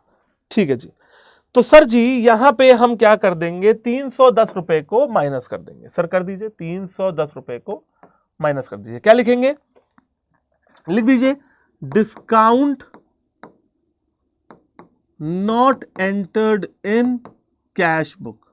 ठीक है, अभी मैं शॉर्ट में लिख देता हूं, बाकी आप अपना बना के लिखते रहना। बेटा इस तरीके से अगर आप देखें तो आपके बेटा 5 ट्रांजेक्शन हो गए, 1 2 3 4 5। चलिए आते हैं बेटा जी 6 पे। A debit of 5700 appeared in the bank statement for an unpaid cheque. बेटा मेरे बैंक के खाते में 5700 रुपए डेबिट दिखा रहा था, यानी कि मेरा बैंक का खाता कम हो गया था, which had been return marked out of date. ठीक है, तो बैंक स्टेटमेंट में चेक जो है अनपेड रह गया, फिर भी 5,700 रुपए कट गया, और चेक जो है बेटा वो आउट ऑफ डेट हो गया। जिसने मुझे दिया था उसने चालाकी कर दी मेरे साथ। The cheque had been redated by the customer. अब कस्टमर ने चेक को रीडेटेड किया है और पे किया है बेटा बैंक में। अब मैंने क्या किया, मैंने बैंक में अगेन 8 जुलाई को, कितने जुलाई को, चलिए तो बेटा मैंने क्या किया, मैंने 8 जुलाई को वो चेक लगाया है, कितना, 57,सौ रुपए का। सुनना बेटा, पासबुक ने 5700 रुपए माइनस कर दिया, मैं बैंक रिकंसिलेशन स्टेटमेंट बना रहा हूं 30 जून तक, 8 जुलाई से मेरे को कोई लेना देना नहीं है। मेरे बैंक की पासबुक में 5700 रुपए कम हो गया, तो अब मुझे क्या करना पड़ेगा सर, बताइए क्या करना पड़ेगा, बताइए। तो जो 5700 रुपए है मुझे भी क्या करना पड़ेगा बेटा, कैश बुक को कम करना पड़ेगा। क्या करना पड़ेगा, कम करना पड़ेगा। तो 5700 रुपए का डेबिट दिखा दीजिए, ठीक है ना। चलो जी आगे देखो जी, सही कर रहे हैं ना हम लोग। Debit of 5700 paid in the bank statement for an unpaid cheque which had been return market of date. Okay चलो इसको एक बार दोबारा स्किप, मतलब अभी स्किप कर देते हैं, एक बार कैलकुलेट करके देखेंगे क्या बन रहा है ना। क्या पता ये आ भी जाए क्योंकि रीडेट करके भाई हमने जमा कर दिया, बट टेंशन मत लेना, कर लेंगे। Check deposited in bank but not yet cleared. बेटा मैंने अपने खाते में चेक को डिपॉजिट किया था लेकिन वो अभी तक क्लियर नहीं हुआ, तो जैसे ही मैंने चेक को डिपॉजिट किया होगा मैंने कैश बुक को बढ़ा लिया होगा, लेकिन क्लियर तो वो हुआ नहीं। तो बेटा कैश बुक को मैं भी क्या करूंगा, माइनस कर दूंगा। तो 45,789 रुपए पहले तो माइनस में लिख दीजिए। ठीक है सर, लिख देंगे। तो 45,789 रुपए माइनस में लिख दीजिए। ठीक है, अगला बेटा ट्रांजैक्शन देख के आप बताओ कि क्या होना चाहिए। ठीक है जी, ओके। डिविडेंड ऑफ 1980, क्या बोला जा रहा है, dividend of 1980 collected by the bank but was not recorded in the cash book, passbook cash book. बेटा डिविडेंड कलेक्ट किया मेरे बैंक ने, अब जब मेरे बैंक ने डिविडेंड कलेक्ट किया होगा तो मेरा बैंक स्टेटमेंट तो बढ़ गया होगा, लेकिन मेरी कैश बुक तो वही की वही थी। कैश बुक तो सर वही की वही थी, कैश बुक ने तो बढ़ाया ही नहीं। ठीक है ना, क्योंकि हमको पता ही नहीं चला। ओके, तो मैं कैश बुक को मैं भी क्या कर दूंगा, बढ़ा दूंगा। जब मुझे पता चलेगा मैं क्या कर दूंगा, बढ़ा दूंगा। तो 1980 रुपए ऐड में लिख दीजिए। ठीक है, 1980 रुपए क्या करेंगे सर, ऐड में लिख देंगे। ट्रांजैक्शन नंबर 8, तो 8 के आगे लिख दीजिए 1980। चलो जी, amount of 2340 wrongly credited by bank. बेटा बैंक ने गलती से मेरे खाते में 2340 रुपए डाले, गलती से डाले, है ना, 2340 रुपए।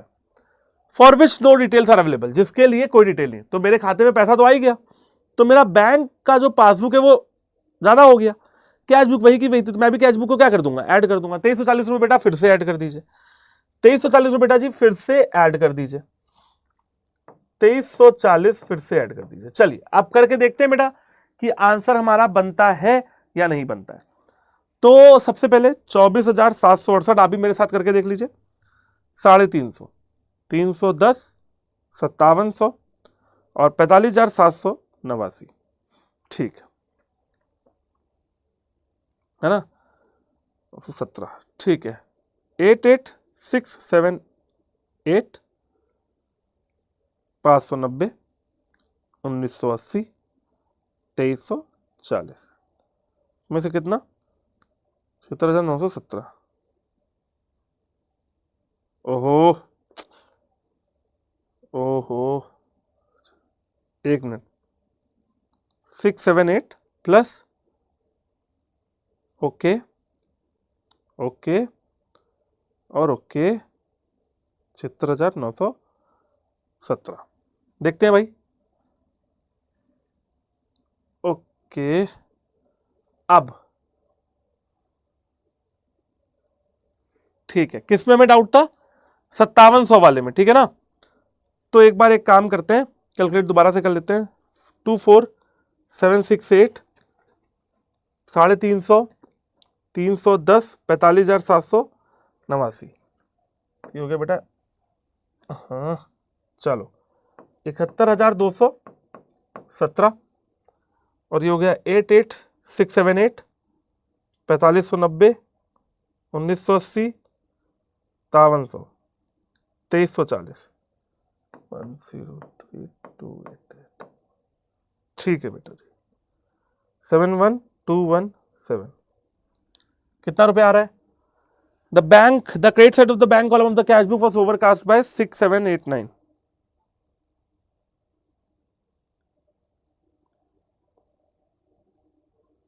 अच्छा ये तो रह गया, ओहो मुझे लगा ये बैंक का पासबुक का कुछ दे रखा है। देखो भाई क्या बोला जा रहा है बच्चों, the credit side of bank column of cash book was overcasted by 6,789 रुपए। ठीक है जी, चलिए बेटा कुछ नहीं है, कैश बुक को ओवरकास्ट किया गया है, अंडरकास्ट कर दीजिए, है ना, 6789 माइनस में कर दीजिए। पहले तो ये कर लेते हैं, उसके बाद बात करते हैं। 6789 अब जो करेंगे वो करेंगे, अब करके देख लेते हैं कि फाइनल अमाउंट क्या बन रहा है। ठीक है जी। चलिए, मैं बिना मतलब ही परेशान हो रहा था, नीचे वाला ट्रांजैक्शन देखा ही नहीं। ओके, तो 24768 plus 350 plus 310 plus 5700 plus 545789 plus 6789। अच्छा ठीक है, अभी कितना आ रहा है ये, अभी जोड़ के देख लेते हैं। ठीक है ठीक है ठीक है, और इसके अलावा 88678 4590 1980 और 2340।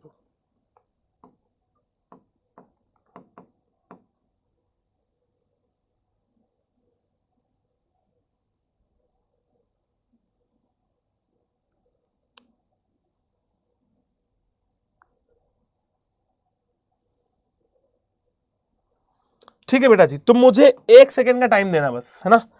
मुझे क्या कर दो, 1 सेकंड का टाइम दे दो, मैं तुमको इसका 5700 रुपए में मुझे डाउट है, तो मैं एक बार चेक करके तुमको फटाफट से बता देता हूं कि भाई क्या होगा इसका मेन काम, ठीक है ना। बस 1 मिनट में लेट मी चेक, क्योंकि ये क्वेश्चन मैंने पहले भी कराया हुआ है, आपको एफपीएल सीरीज में कराया था, तो वहां पे एक बार देख लेते हैं कि क्या है चक्कर इसका। ठीक है, टेंशन मत लेना, करवा देते हैं।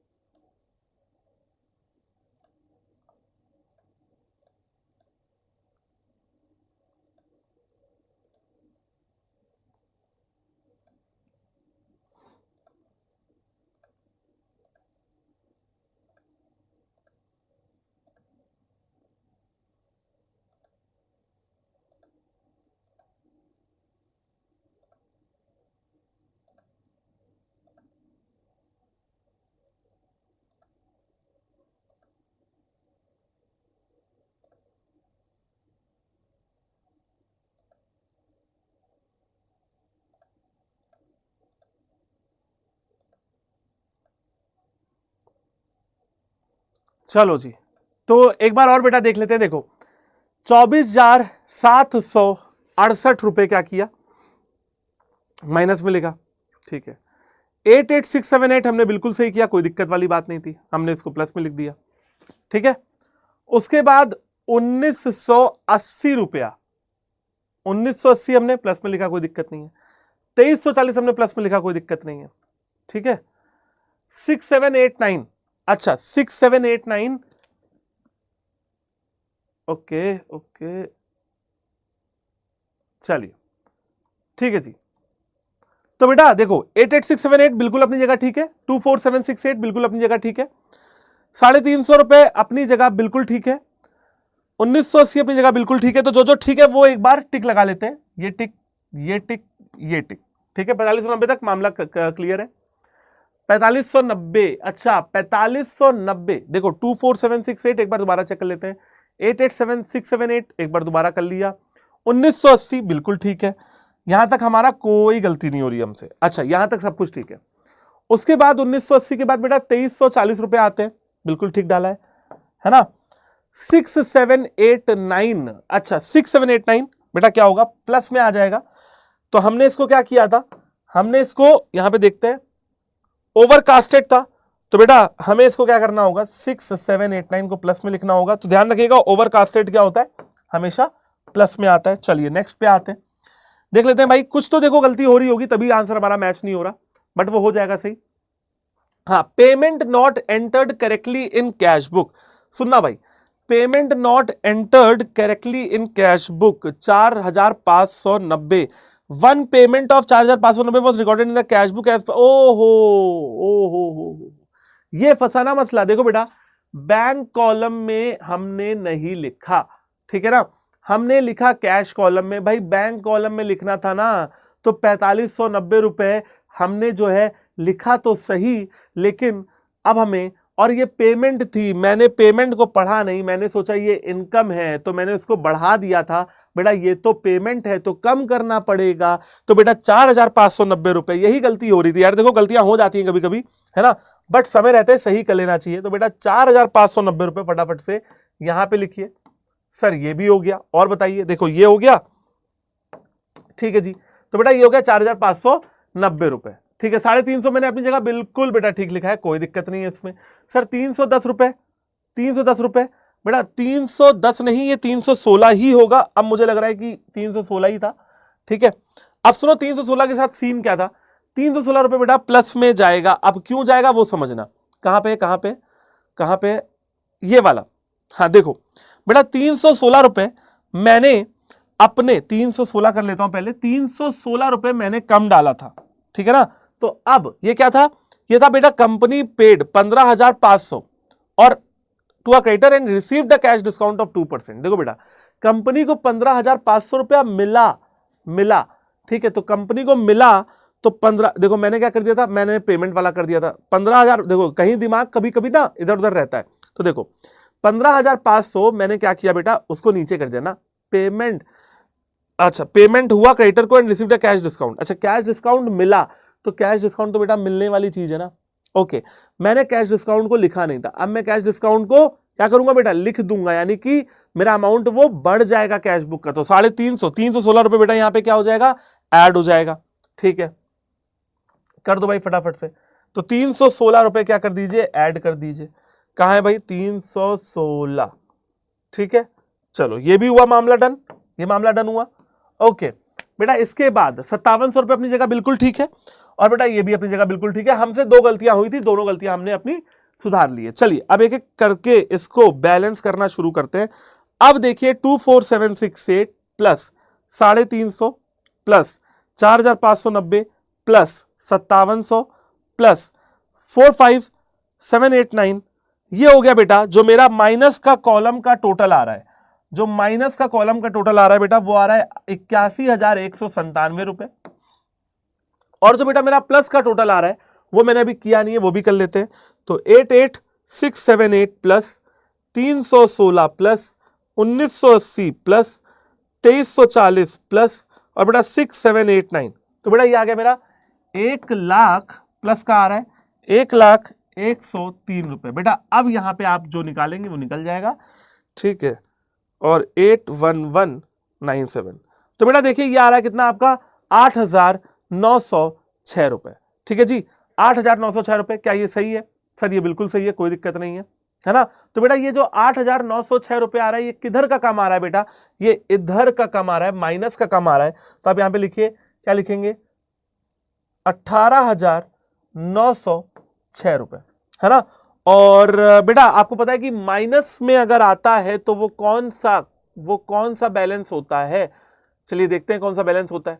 हमने अभी पढ़ा था, जब माइनस में आता है बेटा तो वो डेबिट बैलेंस होता है। क्या होता है सर, डेबिट बैलेंस होता है ना। चलिए तो बेटा ये क्या हो जाएगा, डेबिट बैलेंस हो जाएगा। एक मिनट रुकना बस, माइनस वाला ही कम था ना, हाँ ठीक है। तो बेटा ये लिख लीजिए, debit balance as per passbook, ठीक है ना। तो बेटा कुछ इस तरीके से आपको ये क्वेश्चन सॉल्व करना रहेगा, ये ट्रांजैक्शन अपना बैठ के भरते रहिएगा, कोई दिक्कत नहीं आएगी। बेटा चलिए एक क्वेश्चन और सॉल्व कर लेते हैं अपन बैंक रिकंसिलिएशन स्टेटमेंट का, जो हमारा अटेम्प्ट आया था बेटा, सितंबर अटेम्प्ट का ये सवाल है। 8 आपको ये दे रखे हैं ट्रांजैक्शन। चलिए एक एक करके शुरू करते हैं, ठीक है जी। ओके शुरू किया जाए, चलिए। तो बेटा सितंबर अटेम्प्ट का ये सवाल आपके सामने है। क्वेश्चन नंबर 2 का पार्ट नंबर ए बेटा 10 नंबर का है। The cash book of Hari showed a debit balance of 1,76,800। बेटा हरी कोई है, कोई होंगे भैया हरी, हमसे क्या, ठीक है। तो कोई हरी जी है और उनका जो कैश बुक का डेबिट बैलेंस है वो कितना रुपए शो कर रहा है, वो 1,76,800 रुपए शो कर रहा है। सर एक बार देख लेते हैं कि हमने क्या लिखा था वहां पे, आपको याद भी आ जाएगा। डेबिट बैलेंस एज पर कैश बुक फेवरेबल बैलेंस होता है, ठीक है जी।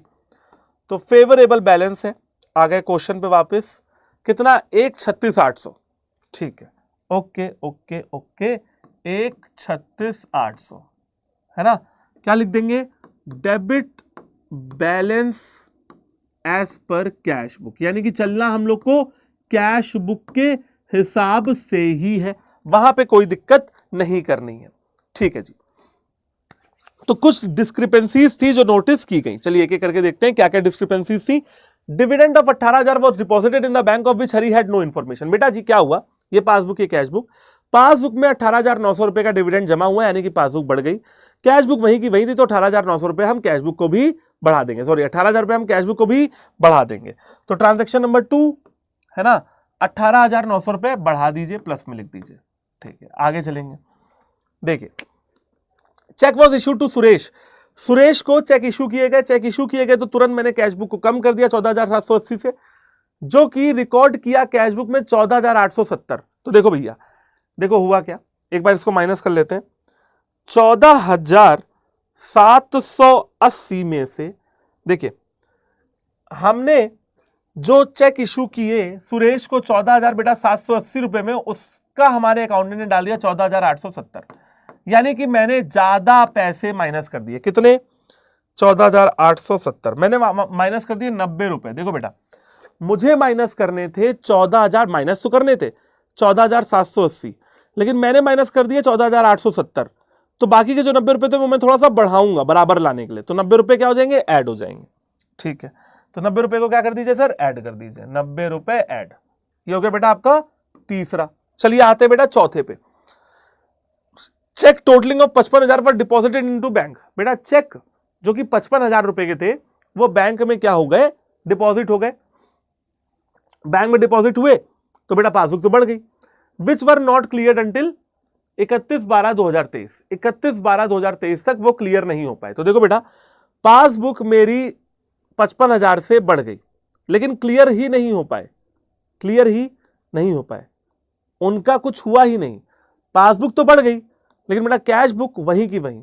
अब कैश बुक को भी क्या करूंगा, बढ़ा दूंगा। ठीक है, तो 55,000 रुपए क्या हो जाएंगे बेटा, प्लस में आ जाएंगे। सोच लो, सही कर रहा हूं ना, सोच लेना। सर सर कुछ तो चक्कर है, सर कुछ तो चक्कर है, बताइए क्या लगता है आपको, मामला सही है गलत है, मामला सही है? चलिए एक बार इसको रीवेरीफाई कर ही लेते हैं। क्या कर लेते हैं, रीवेरीफाई कर ही लेते हैं, ठीक है ना, ताकि गलतियों के चांसेस कम से कम रहें। वैसे होनी नहीं चाहिए गलती, बट फिर भी यार है ना, क्वेश्चन करवा रहा हूं तो मेरा फर्ज बनता है कि आपको बिल्कुल सही सॉल्यूशन उसका प्रोवाइड करूं। ठीक है, क्या होता है कि जब मैं बेटा वो देखता हूं ना सजेस्टेड आंसर, तो उसमें अलग तरीके से किया होता है, मैं करता हूं अलग तरीके से, है ना, तो उसको मैच कराना अपन के लिए बहुत जरूरी है कि अपन आपको सही आंसर्स ही प्रोवाइड करें। बट चलो कोई नहीं, ठीक है जी। तो बेटा जी जहां तक मैं समझ रहा हूं कि ये जो 55,000 रुपए है, 18,000 बिल्कुल सही है ना, 18,000 रुपए बिल्कुल सही है, कोई दिक्कत नहीं है। ठीक है, 55,000 को भी गोली मारिए, आगे बढ़ते हैं। ठीक है जी, mediclaim premium of 14,160 was paid as per the standing instruction of Hari. बेटा मैं हरी हूं, मैंने बैंक से कहा, बैंक वाले भैया मेरा ना 14,160 रुपए का मेडिक्लेम का प्रीमियम था, वो जरा पे कर दीजिएगा बैंक वाले भैया। बैंक वाले भैया ने कहा ओके पे कर देंगे। Which was not recorded in cash book. तो बेटा पासबुक 14,160 से कम हो गई, मेरी जो कैश बुक थी उसमें तो मैंने रिकॉर्ड नहीं है, तो मैं भी क्या कर दूंगा, कम कर दूंगा। 14,160 रुपए क्या कर दीजिए, कम कर दीजिए। सर ये लीजिए, कम कर देंगे, तो 14,160 रुपए। ट्रांजैक्शन नंबर 4 नहीं, ट्रांजैक्शन नंबर 5। ओके, तो थोड़ा नीचे लिख लेते हैं, है ना, 14,160 रुपए। बोलो ठीक है, बोलो ठीक है भाई, बिल्कुल ठीक है। तो बेटा जो जो होते जा रहे हैं उन पे टिक लगाते जा रहे हैं। 1 2 ये रुक देते हैं, 4 इधर आते हैं। Goods amounting 1,60,000 but sold to Ajay in November 2023। बेटा अजय को मैंने सामान बेचा 1,60,000 रुपए का। He deposited cheque on 15/12/2023 after deducting 4% cash discount. अच्छा जी, तो गुड्स थे 1,60,000 के, इनका 4% निकाल लीजिए, 1,60,000 का 4% निकाल लीजिए, 6400 रुपए। ठीक है, तो 1,60,000 रुपए के गुड्स थे, 6400 रुपए उसमें से डिस्काउंट चला गया।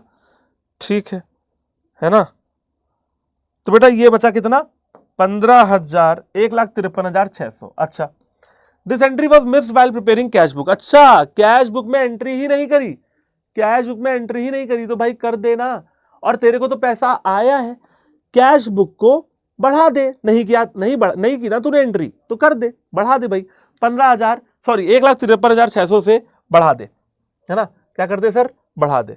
तो 1,53,600 से इसको तुरंत बढ़ा दे, तो ये हो गया बेटा छठा। चलिए सातवें पे आते हैं। Bank charges for issue of cheque book 150 was skipped while preparing cash book. क्या बोला जा रहा है बेटा, बैंक ने चार्जेस काटे 150 रुपए, है ना, वो हमने कैश बुक में डाले नहीं। अब जब बैंक ने चार्जेस काटे तो पासबुक कम हो गया, तो कैश बुक को भी क्या करेंगे, कम कर देंगे 150 रुपए से। ठीक है, तो भाई 150 माइनस में लिख दे, कुछ गलत है क्या? ठीक है, ट्रांजेक्शन नंबर 7। चलिए अगले पे आते हैं। हरी रिसीव्ड यूपीआई। बेटा हरी नाम का बंदा था, उसको ना यूपीआई मिला बेटा 1,000 रुपए का 29/12/23 for sale of scrap which was not entered in the cash book. बेटा यूपीआई मिला, कैश बुक को बढ़ना था लेकिन नहीं बढ़ी, तो बढ़ा दे, कितने से, 1,000 रुपए से। तो यूपीआई रिसीव्ड कितना, 1,000 रुपए, लिख दे भाई जल्दी से। 8वां 1,000 बढ़ाना है क्योंकि यूपीआई मिला है, ये ले भाई, बढ़ गया जी। चलिए next. Cheque amounting to 1,80,000 were issued during the month but cheque of 1,44,000 were only presented during the month for payment. क्या बोला जा रहा है बेटा, चेक इशू हुआ 1,80,000 का, बेटा जैसे ही चेक इशू हुआ तो मैंने 1,80,000 डाल दिया। देखिए जैसे ही चेक इशू हुआ, यहां पे देखते हैं, जैसे ही चेक इशू हुआ तो मैंने कैश बुक को क्या किया, मैंने 1,80,000 से कम कर दिया, लेकिन कायदे से कम होना चाहिए था। ठीक है, 1,44,000, तो 1,44,000 कम होना चाहिए था। ठीक है, यानी कि मैंने ज्यादा कम कर दिया, यानी कि मैंने क्या कर दिया, ज्यादा कम कर दिया। तो मैंने कितने ज्यादा से कम किया है, मैंने कम ज्यादा कर दिया है, तो कितना ज्यादा कम किया मैंने, 1,80,000 में से 1,44,000, मैंने 36,000 रुपए बिन मतलब के कम कर दिए। तो मैं अब ये 36,000 रुपए क्या करूंगा सर, ऐड कर दूंगा। तो 36,000 रुपए भाई ऐड में लिख दे। ट्रांजेक्शन नंबर 8 नहीं, अच्छा 7 हरी रिसीव्ड, अच्छा तो 8 हो जाएगा, 36,000 रुपए डाल दे भाई। ये ले भाई, बता कोई दिक्कत परेशानी है तेरे को? सर कोई दिक्कत नहीं है। बताइए सीए साहब, मामला ठीक है? सीए साहब बताइए, मामला ठीक है, डन है। चलिए नेक्स्ट ट्रांजेक्शन पे आते हैं जी, नेक्स्ट ट्रांजेक्शन पे आते हैं जी। अच्छा नेक्स्ट ट्रांजेक्शन हो गया, अब बेटा जोड़ो घटाओ जल्दी से, और सीए साहब बताइए जल्दी से आंसर क्या होगा। वन शॉट है लेकिन मैं देख सब रहा हूं।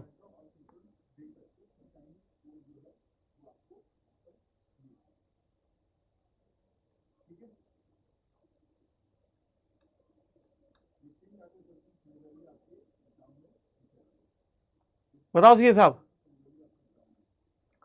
तो सर एक बात, 55,000 रुपए जो हमने लिखे थे सर वो बिल्कुल सही थे। बेटा जो चेक की टोटलिंग थी ना 55,000 रुपए की, विच वर नॉट क्लियर्ड, वो हमने माइनस में ही लिखने थे और माइनस ही होगा, तो उसमें सर कोई दिक्कत नहीं है।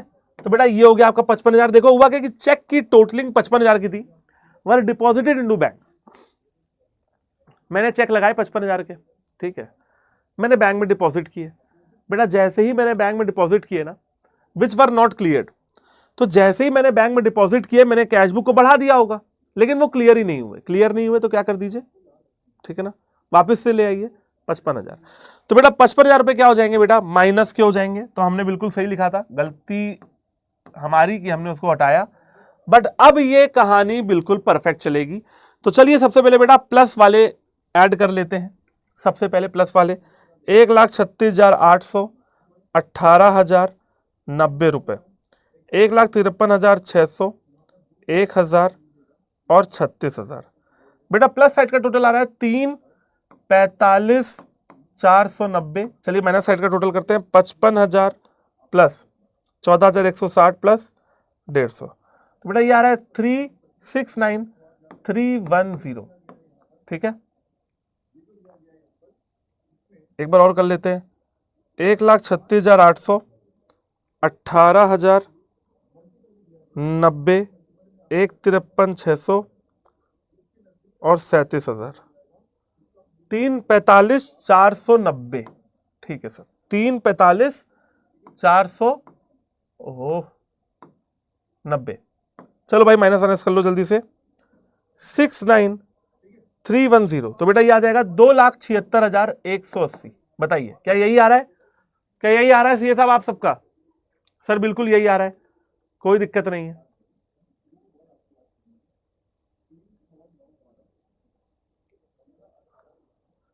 ओके जी, तो ये आ जाएगा बेटा 2,76,180। ठीक है, ये क्या हो जाएगा, क्रेडिट बैलेंस हो जाएगा बेटा एज पर दी पासबुक। क्या हो जाएगा, क्रेडिट बैलेंस एज पर दी पासबुक। बताइए बेटा जी, बताइएगा आप लोगों को समझ में आया या नहीं आया। देखो प्लस माइनस करने में है ना हो सकता है थोड़ा बहुत, तो बेटा ये आपका प्लस का बैलेंस था और ये हो जाएगा क्रेडिट बैलेंस एज पर दी पासबुक। ओके की रिपोर्ट, चलिए है ना। और कुछ क्वेश्चन वोश्चन कर लें क्या? चलो सर एक क्वेश्चन और कर लेते हैं। कौन सा करेंगे, कौन सा करेंगे, देख लेते हैं भाई। आओ, 2 क्वेश्चन तो मैंने आपको प्रीवियस ईयर के करा दिए है ना। और चलिए ये सवाल करेंगे, ये सवाल करेंगे। क्वेश्चन नंबर 3 है बेटा आपका मॉड्यूल का, मॉड्यूल का क्वेश्चन नंबर 3, और ये बेटा लास्ट सवाल होगा जो अब हम लोग करने जा रहे हैं।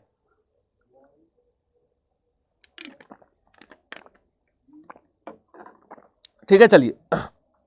और अब सिंपल ऐसी प्लस माइनस कर लेते हैं, आराम से आंसर निकलेगा।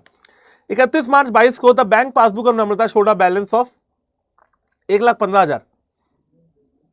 ठीक है, while balance to her credit while balance as पर कैश बुक इज 1,12,550। ठीक है, तो हम ये ले लेते हैं बेटा कैश बुक का बैलेंस है 1,12,050। On scrutiny of the two books she ascertain the following cause of difference. Okay, she has issued cheque amounting to 80,000। जैसे ही चेक इशू किया 80,000 से कैश बुक को कम कर दिया होगा, जिसमें से सिर्फ 32,000 के चेक प्रेजेंट हुए पेमेंट के लिए। तो 80,000 से कम कर दिया, लेकिन सिर्फ 32,000 से ही कम करना था। तो देखिए क्या हुआ, 80,000 से मैंने अपने कैश बुक को कम कर दिया, लेकिन कम करना था सिर्फ और सिर्फ 32,000 थे। तो सर यानी कि 48,000 हमने ज्यादा कम कर दिया, तो 48,000 रुपये हमको क्या करना पड़ेगा, ऐड करना पड़ेगा। ठीक है सर, ऐड कर दीजिए। Okay, number 2, she received a cheque of 5,000, received a cheque of 5,000, cash book का बैंक कॉलम बढ़ा दिया, which she recorded in a cash book but forgot deposit in the bank, लेकिन बैंक में डालना ही भूल गई। तो जब पता लगेगा तो क्या करेगी बेटा, 5,000 जो कि बढ़ा देते उनको माइनस करना पड़ेगा, तो 5,000 रुपए क्या हो जाएंगे, माइनस हो जाएंगे। अ चेक ऑफ 22,000, बेटा चेक था 22,000 रुपए का, deposit by her has not been cleared yet. तो चेक था 22,000 का, जैसे चेक लगाया 22,000 रुपए डाल दिए होंगे, लेकिन वो क्लियर नहीं हुआ, तो 22,000 रुपए माइनस करिए। ठीक है, Mr Gupta deposited an amount of 15,700 in our bank. Mr Gupta ने डाल दिए 15,700, मिस्टर गुप्ता ने 15,700 रुपए डाल दिए, तो 15,700 रुपए बैंक में बढ़ गए, which has not been recorded by her in cash book. अभी तक कैश बुक में रिकॉर्ड नहीं हुआ, तो कर दे 15,700 बढ़ा दे, 15,700 बेटा क्या हो जाएगा, बढ़ जाएगा। Bank has credited an interest of 1,500 while charging 250 as bank charges. क्या बोला जा रहा है बेटा, बैंक ने क्रेडिट किया है इंटरेस्ट 1,500 का, बैंक ने इंटरेस्ट दिया, 1,500 बढ़ गया, मैं भी क्या करूंगा, बढ़ा दूंगा। और बैंक ने बेटा चार्जेस काटे हैं 250 रुपए के, यानी कि बैंक ने कम कर दिया, तो मैं भी क्या कर दूंगा, कम कर दूंगा। बेटा अब आप इसको प्लस माइनस प्लीज करके देख लीजिए। तो चलिए शुरू करते हैं। 1,12,000 मेरे साथ साथ करिएगा 50 रुपए, जिसमें मैंने 48,000 रुपए बेटा ऐड कर दिए, जिसमें मैंने 5,000 रुपए माइनस कर दिए, जिसमें मैंने 22,000 रुपए माइनस कर दिए, जिसमें मैंने 15,700 ऐड कर दिए, जिसमें मैंने 1,500 रुपए ऐड कर दिए, और जिसमें बेटा मैंने 250 रुपए माइनस कर दिए। बेटा देख लीजिए क्या अमाउंट आ रहा है, आप लोग भी करके देख लीजिए, 1.5 लाख आ रहा है, देख रहे हैं 1.5 लाख। और बेटा ये क्या है, ये क्रेडिट बैलेंस है बेटा 1.5 लाख। देखिए यहाँ पे आपको क्वेश्चन दे रखा है, तो हमारा आंसर मैच हो गया। दोबारा करके दिखाता हूँ, ये देखिए 1,12,050 रुपए था, इसमें मैंने क्या किया बेटा, 48,000 रुपए ऐड कर दिया। इसमें से मैंने क्या किया बेटा, 5,000 रुपए माइनस कर दिया। इसमें से मैंने 22,000 रुपए क्या कर दिया, माइनस कर दिया। ओके, इसमें से मैंने बेटा 15,700 रुपए फिर से ऐड कर दिया, और बेटा इसमें मैंने 1,500 रुपए और ऐड किया, और इसमें से बेटा मैंने जो 250 आखिरी में था वो 250 रुपए माइनस कर दिया। क्या बचा, 1,50,000। ठीक है, तो बेटा 1,50,000 रुपए। बेटा कुछ इस तरीके से आपको सारे क्वेश्चन करने रहेंगे। फॉर्मेट बना हुआ है, फॉर्मेट में डालने में टाइम लगेगा, इसलिए मैं डाल नहीं रहा हूं। आप अपने हिसाब से टाइम हो तो बेटा डाल के आप आराम से यहाँ पे काम कर सकते हैं। ठीक है, एक और क्वेश्चन करोगे, है ना, या हो गया, होमवर्क दे दे, बताओ। चलो सर, तो एक काम करते हैं बेटा, ये सवाल नहीं, ये नहीं, एक अच्छा सवाल आपको देते हैं होमवर्क में, और आपकी आज के लिए छुट्टी करते हैं। तो बेटा आई होप कि आप लोगों को ये जो क्वेश्चन है वो समझ में आ गया होगा। तो बेटा ये सवाल आपके हवाले वतन साथियों, कुछ नहीं करना है बेटा, बहुत इजी सवाल है, देखने में बड़ा लग रहा है ना, हो जाएगा बड़े आराम से, कोई टेंशन आपको नहीं होनी चाहिए। ठीक है, एक आपको और करा देते हैं, हमारी भी जी की तसल्ली हो जाएगी कि हमने सब कुछ करा दिया, और आपकी भी तसल्ली हो जाएगी कि आपने सब कुछ कर लिया। ठीक है, चलिए। तो बेटा क्या बोला जा रहा है, from the following information prepare a bank reconciliation statement as at 31 March 2022 for Messrs new steel limited. ठीक है, प्लस माइनस देख लेते हैं। Interest debited by bank on 26 December 2022 but no advice receive. देखिए बेटा, हमारे बैंक ने हमसे इंटरेस्ट काट लिया, कितने रुपए का, 2,78,700 रुपए का इंटरेस्ट काट लिया। हमको अभी तक कोई एडवाइस नहीं मिली है, तो हमने तो काटा नहीं, तो हमको क्या करना पड़ेगा, काटना पड़ेगा जब पता लगा।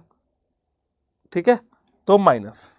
Okay, cheque issued before 31 December 2022। अच्छा, but not represented to bank. हमने चेक इशू किया, जैसे ही चेक इशू किया तो हमने 6,60,000 रुपये माइनस कर दिए, लेकिन अभी तक बैंक में नहीं गए, तो हम लोग 6,60,000 रुपये क्या कर देंगे, ऐड कर देंगे। चलिए ऐड करिए। Transport subsidy received from the state government. हमारे स्टेट गवर्नमेंट से हमको ट्रांसपोर्ट की सब्सिडी आई है, जो कि हमारे बैंक में जमा हो गई, लेकिन कंपनी को पता नहीं। 14,25,000 रुपये हमारे खाते में बढ़ गया, लेकिन हमको पता नहीं। जब पता लगेगा तो हम भी क्या कर देंगे, बढ़ा देंगे। तो चलिए प्लस करिए। Draft deposited in the bank but not credited till 31 December 2022, 13,50,000 रुपए। बैंक में पैसा ड्राफ्ट का आ गया है, लेकिन पैसा क्रेडिट नहीं हुआ है। तो बेटा जैसे ही ड्राफ्ट बैंक में डिपॉजिट हुआ, तो बेटा 13,50,000 रुपए क्या हुआ होगा, बढ़ गया होगा, लेकिन अभी तक वो बढ़ा नहीं है ना। तो आप ऐसे समझ लो कि भाई ड्राफ्ट था, बैंक में डिपॉजिट किया, मैंने कैश बुक में क्या किया होगा, मैंने सोचा कि भाई पैसा तो आ गया होगा, तो मैंने बैंक कॉलम को क्या किया होगा, बढ़ा दिया होगा, लेकिन वो अभी तक बढ़ा नहीं, क्रेडिट नहीं हुआ है। तो मैं क्या कर दूंगा, 13,50,000 रुपए माइनस कर दूंगा। Bills for collection credited by the bank 31 December but no advance receive by the company. Company को एडवांस मिली नहीं। Bills for collection credited by the bank, bank ने मेरे खाते में बिल्स का पैसा भेज दिया है 8,36,000 रुपए, लेकिन कंपनी को नहीं पता। कंपनी को पता लगे, कंपनी क्या करना पड़ेगा, ऐड करना पड़ेगा। Amount wrongly debited to company account by the bank for which no details are available. बेटा क्या बोला गया है कि बैंक के द्वारा कंपनी के खाते में अमाउंट गलती से डेबिट कर दिया गया, जिसके बारे में अभी तक कोई डिटेल अवेलेबल नहीं है, 7,40,000 रुपए। तो सिंपल है बेटा, अगर गलती से गया भी तो पैसा तो गया ना, 7,40,000 रुपए, तो आप भी क्या कर देंगे, 7,40,000 रुपए कम कर देंगे। चलिए माइनस प्लस करके देखते हैं कि आंसर हमारा क्या बन रहा है। तो सबसे पहले बेटा क्या हो जाएगा, 22,45,900 रुपए, इसमें से माइनस करिए 2,78,700। अच्छा, इसमें से ऐड करेंगे 6,60,000। अच्छा, उसके बाद ऐड कर देंगे 14,25,000 रुपए। ओके, फिर बेटा माइनस कर देंगे 13,50,000 रुपए, मेरे साथ साथ कर लीजिएगा। फिर बेटा प्लस कर देंगे 8,36,000 रुपए, और फिर बेटा माइनस कर देंगे 7,40,000। ठीक है, एक बार मैं चेक कर लेता हूं कि क्या यह आंसर जो मैंने निकाला है वो करेक्ट है।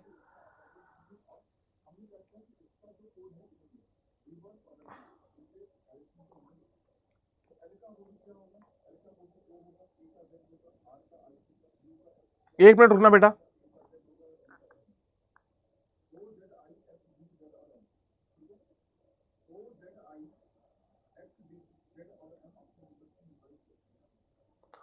ओके, देखो 2,78,700, ठीक है। Okay, 13,50,000, okay, 7,40,000, okay. तो बेटा 2,78,000, 13,50,000, 7,40,000, ये तो बिल्कुल ठीक है। तो 2,78,000 ये सही किया, 13,50,000, 7,40,000 बिल्कुल सही है मामला, कोई टेंशन नहीं है। 6,60 को हमें ऐड करना था, देखिए हमने ऐड किया, कोई टेंशन नहीं है। 14,25 को हमने काम करना था, 14,25 को ऐड करना था, हमने ऐड किया, कोई टेंशन नहीं है हमें। और 8,36 को हमें माइनस करना था, तो हमने बिल्कुल ठीक है प्लस कर दिया है, बिल्कुल ठीक है, कोई दिक्कत नहीं है। बेटा सारे ट्रांजेक्शन हमने बिल्कुल बिल्कुल ठीक किए हैं, तो कोई दिक्कत यहां तक है नहीं, है ना। हमने बिल्कुल मामला सेट किया है, कोई दिक्कत यहां तक है नहीं। चलिए अब एक बार दोबारा से इसको कैलकुलेट कर लेते हैं, कैलकुलेशन में हो सकता है कि कोई दिक्कत हुई हो। तो सबसे पहले माइनस वाले अमाउंट जोड़ लीजिए, 2,78,700। अच्छा, उसके बाद माइनस वाले कौन कौन से हैं, 13,50,000, ठीक है। और फिर हो जाता है बेटा 7,40,000। तो बेटा माइनस वाले अमाउंट बन रहे हैं यार गलत हो गया, रुको 278, कैलकुलेटर लाना पड़ेगा यार, फोन में हो नहीं पाता, और फोन में कैलकुलेटर लाना भूल जाता हूँ।